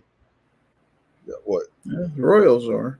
The Royals, the Pirates, the Yankees, the Red Sox. Well, the Mets, too, to be fair. Yeah. But Cardinals. Did the Cardinals start in St. Louis? Baseball Cardinals did. Did they? Okay. Yeah.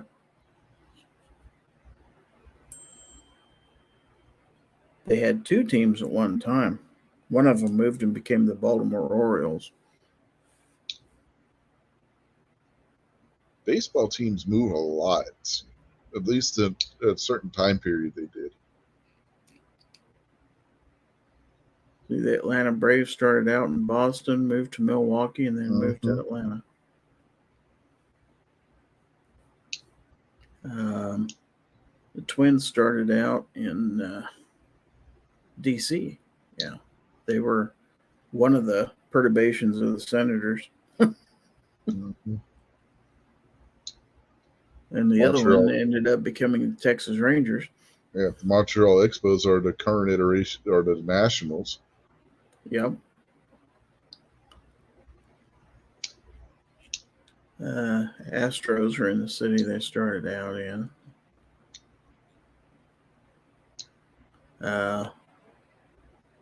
Rockies.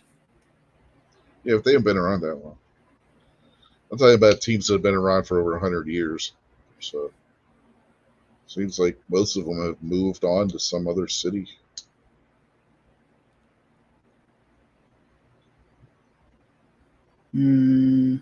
Padres are still in San Diego.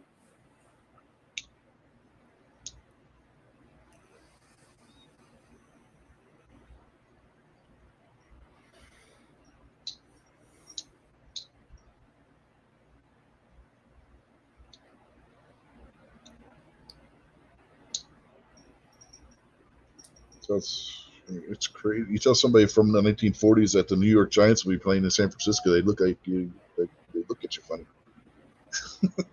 Yeah, the San Francisco Giants and the Los Angeles Dodgers. They'd look at you. Uh-huh. What? Yeah. Where? Yeah, because it was the Brooklyn Dodgers and the New York Giants. Yeah. They played in the World Series against each other, didn't they? Yeah. One moved and the other one moved because they basically couldn't stand being without each other. Basically.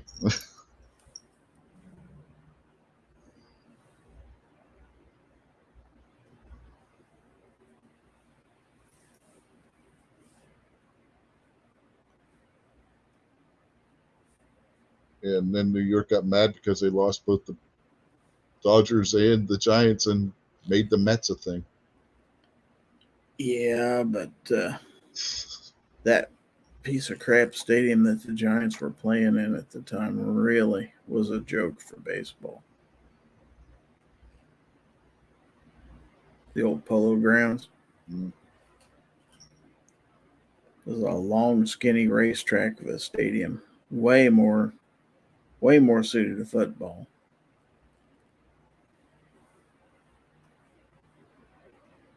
But it had a center field that was like 500 feet. You could not, I think one or two people may hit a ball out to straightaway center field. Yeah, good luck with that. Hell of a poke. I think Willie Mays may have done it. Oh, Three Rivers straightaway center was 495 feet.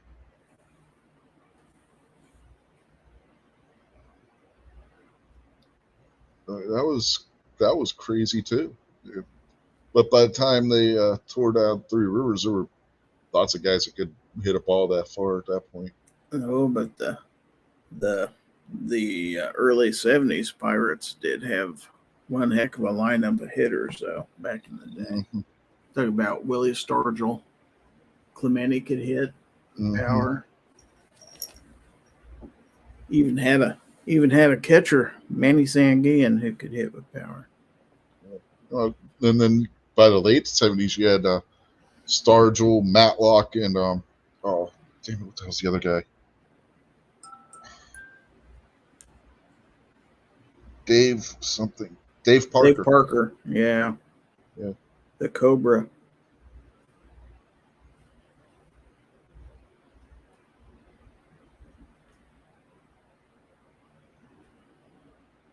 I remember them old ball players. Back when I was a teenager and used to watch a heck out of baseball. They had a game of the week every week, and it was usually Pirates or the Reds or somebody like that. And Pittsburgh and Cincinnati had one heck of a rivalry in baseball back in those days. They still did up to the 90s. Because you had the big red machine back in those days. Pete Rose, Mm-hmm. Joe Morgan, Tony Perez. Yeah, but if you remember, man, they were both in the National League Central Division. Mm-hmm. And that was a rivalry all the way up to the 90s when they did the realignment and everything after the strike in 94. And those two teams were vying for who was going to go to the NL championship every year for Yep. a long stretch.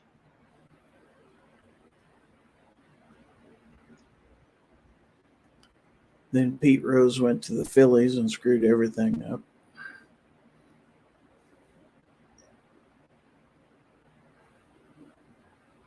Then he went back as the manager and screwed everything up. To the point where he got himself banned for life. He was a player manager for the first year or two. One of the last player managers that they ever had in baseball, where he'd actually insert himself into the lineup as a pinch hitter and stuff like that.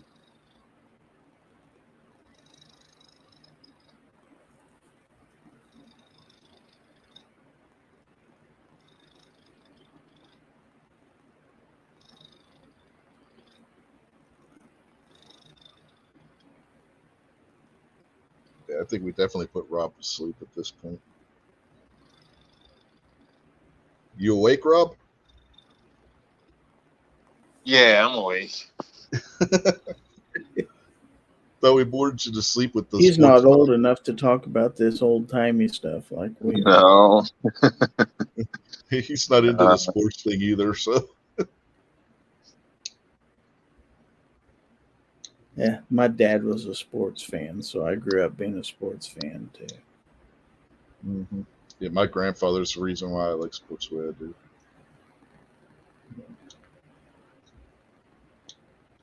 Plenty of times sitting on his lap listening to a Pirate game on the radio, watching a Steeler game on TV, watching Notre Dame or Green Bay. You know. Well, a lot of time when the Chiefs were playing at home back in those days, they didn't sell out. Not like now where tickets are impossible to come by, but back then you could walk right into Arrowhead and get a ticket. And a lot of times the home games were blacked out, so yeah, you had your radio out there on the back porch or wherever you were. Yeah, by the time I came around, you couldn't buy a Steeler ticket. There just weren't any to be had at that point. You can't get Chiefs tickets now. The waiting list for season tickets is impossible. Yeah, I was born right in the middle of the Super Steelers and the Iron Curtain and all that.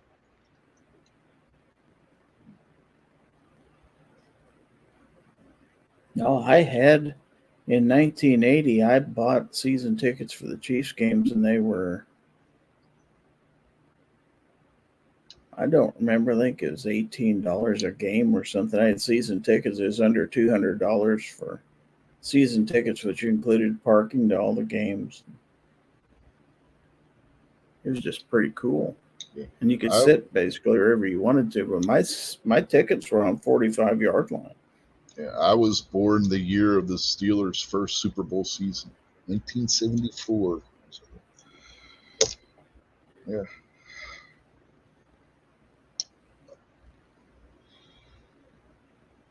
The Super Steelers and the terrible towels. Myron Cope's terrible towel. I got one somewhere. Well, you can't be a Steeler fan and not have a terrible towel. Now they got the terrible beach towel. We might have hated to play the Steelers, but you knew their fan base, and they were pretty rabid back in those days. Uh-huh. And they didn't take any prisoners either. Not quite as bad as Philly, but we didn't throw batteries at people. Yeah. Or boo Santa Claus. Uh-huh. Or our starting quarterback.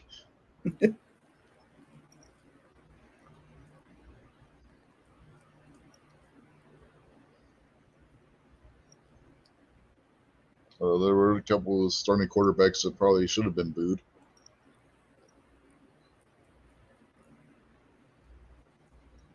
Cordell Stewart. Yeah, I never cared for Cordell, Should never been a quarterback. Not in the NFL. but he was a running threat. Although Ben in his younger days could run Mm-hmm. and was a big Yeah, old but- boy too. So Ben was the size of a tight end playing yeah, quarterback. but he tended to get himself in trouble. Uh-huh. Might have drank a little too much, and rode his Yeah. motorcycle a bit too fast. He would get himself in trouble on the football field, but he had the ability because of his size and everything to get himself out of it too. Lots of times you thought for sure he was going to be on the ground, and then he would play his way out of it. Then there was Jerome Bettis. Mm-hmm. Let's bet whether he was going to show up for practice or not.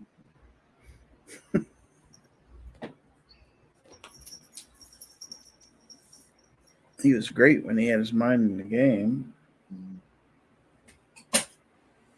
Which is something Bill Cowher was able to do.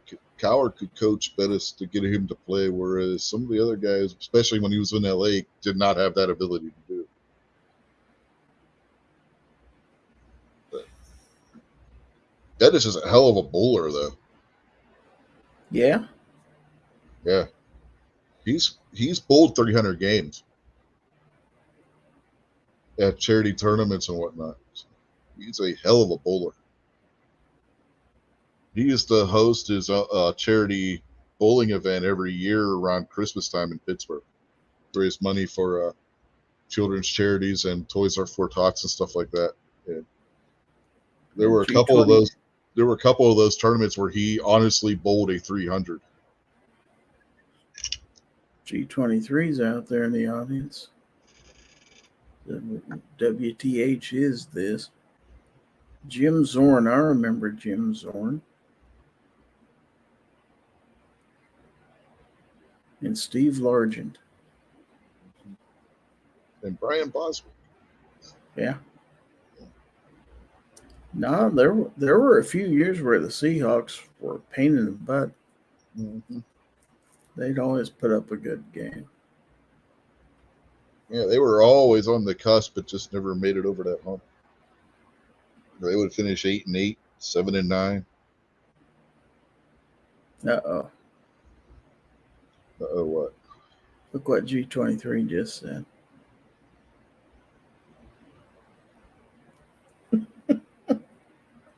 No, because it never happened.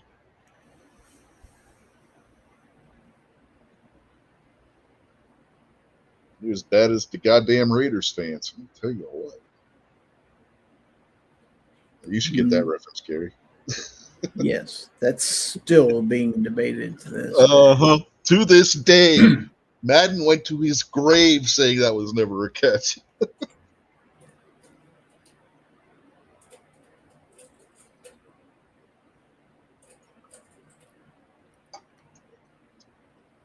And unlike today, none of the TV cameras really had a good angle on that. No, video doesn't show the truth because they had video replay at that point. And yeah, if you want to go that route, yeah, video shows the truth. It shows that he scored. It was reviewed. He scored. Nothing you can do about it.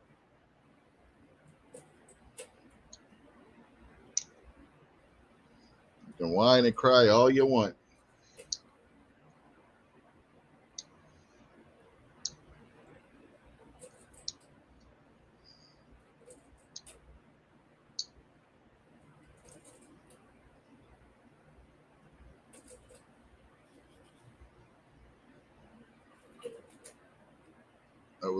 That was one of the first years when they had video review.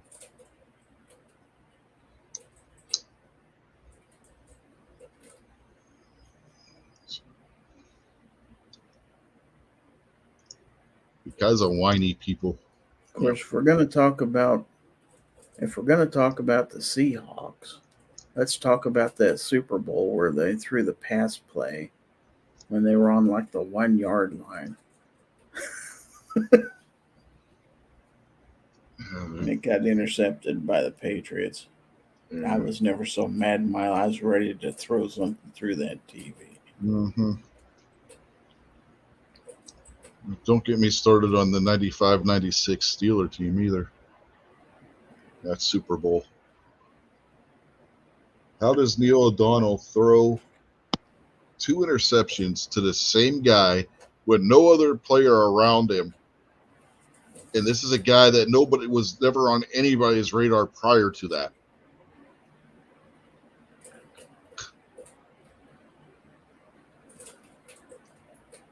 Good Lord Almighty. Oh, sorry, you were going to say something, Rob? Or are you unmuted anyway? Oh, he's going to take off. Yeah, I was just saying I'm going to take off. So you guys have a good night. Nah, you Leave me too. to your sports fun. All right. Later, Rob. Take Thanks care, for guys. jumping in. Night. Yeah. All right. God, it's almost 11 o'clock at night. Jeez. Yeah. We've been going for a while. Yeah, a little bit. The last hour's been sports ball. Do we actually Football, have anybody baseball, watching? hockey. Yeah, there's still 6 people out there. I wonder if they're awake. Well, Well, G23 is G23, awake, but He's pouting about the Super Bowl loss. Hey, you won the Super Bowl since then, so calm down.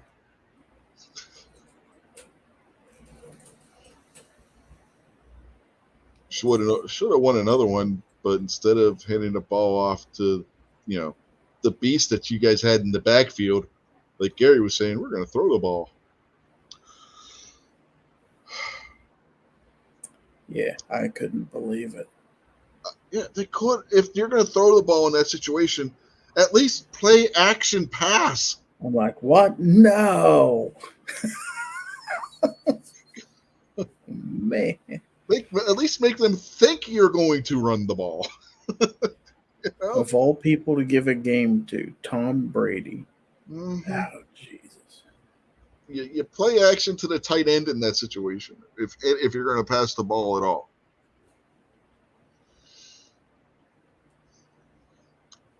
Anyway, yeah, I think it's time to wrap this up for tonight. We're going to be talking sports for another 2 hours. Probably. Can't think you want to plug before we get out of here. We'll do Foul Territory again this Friday, 9 p.m. Central, so I'll make sure and be there. Other than that, thanks for having me. Yep. And an interesting conversation tonight. Yep. We've been all over the place. But what else is new for this show? That's what we do on this show. Yeah. We're unloaded after all. Mm-hmm. And it breaks the monotony of what everybody else is talking about because everybody's been talking about the credit card companies and whatnot. So, Yeah. we'll do something different. And we did talk firearms and stuff before we got into the other stuff. Yes, we did. So, anyway, on that note, have a good night, everybody, and we will see you sometime during the week, maybe for sure during Gary's show, hopefully.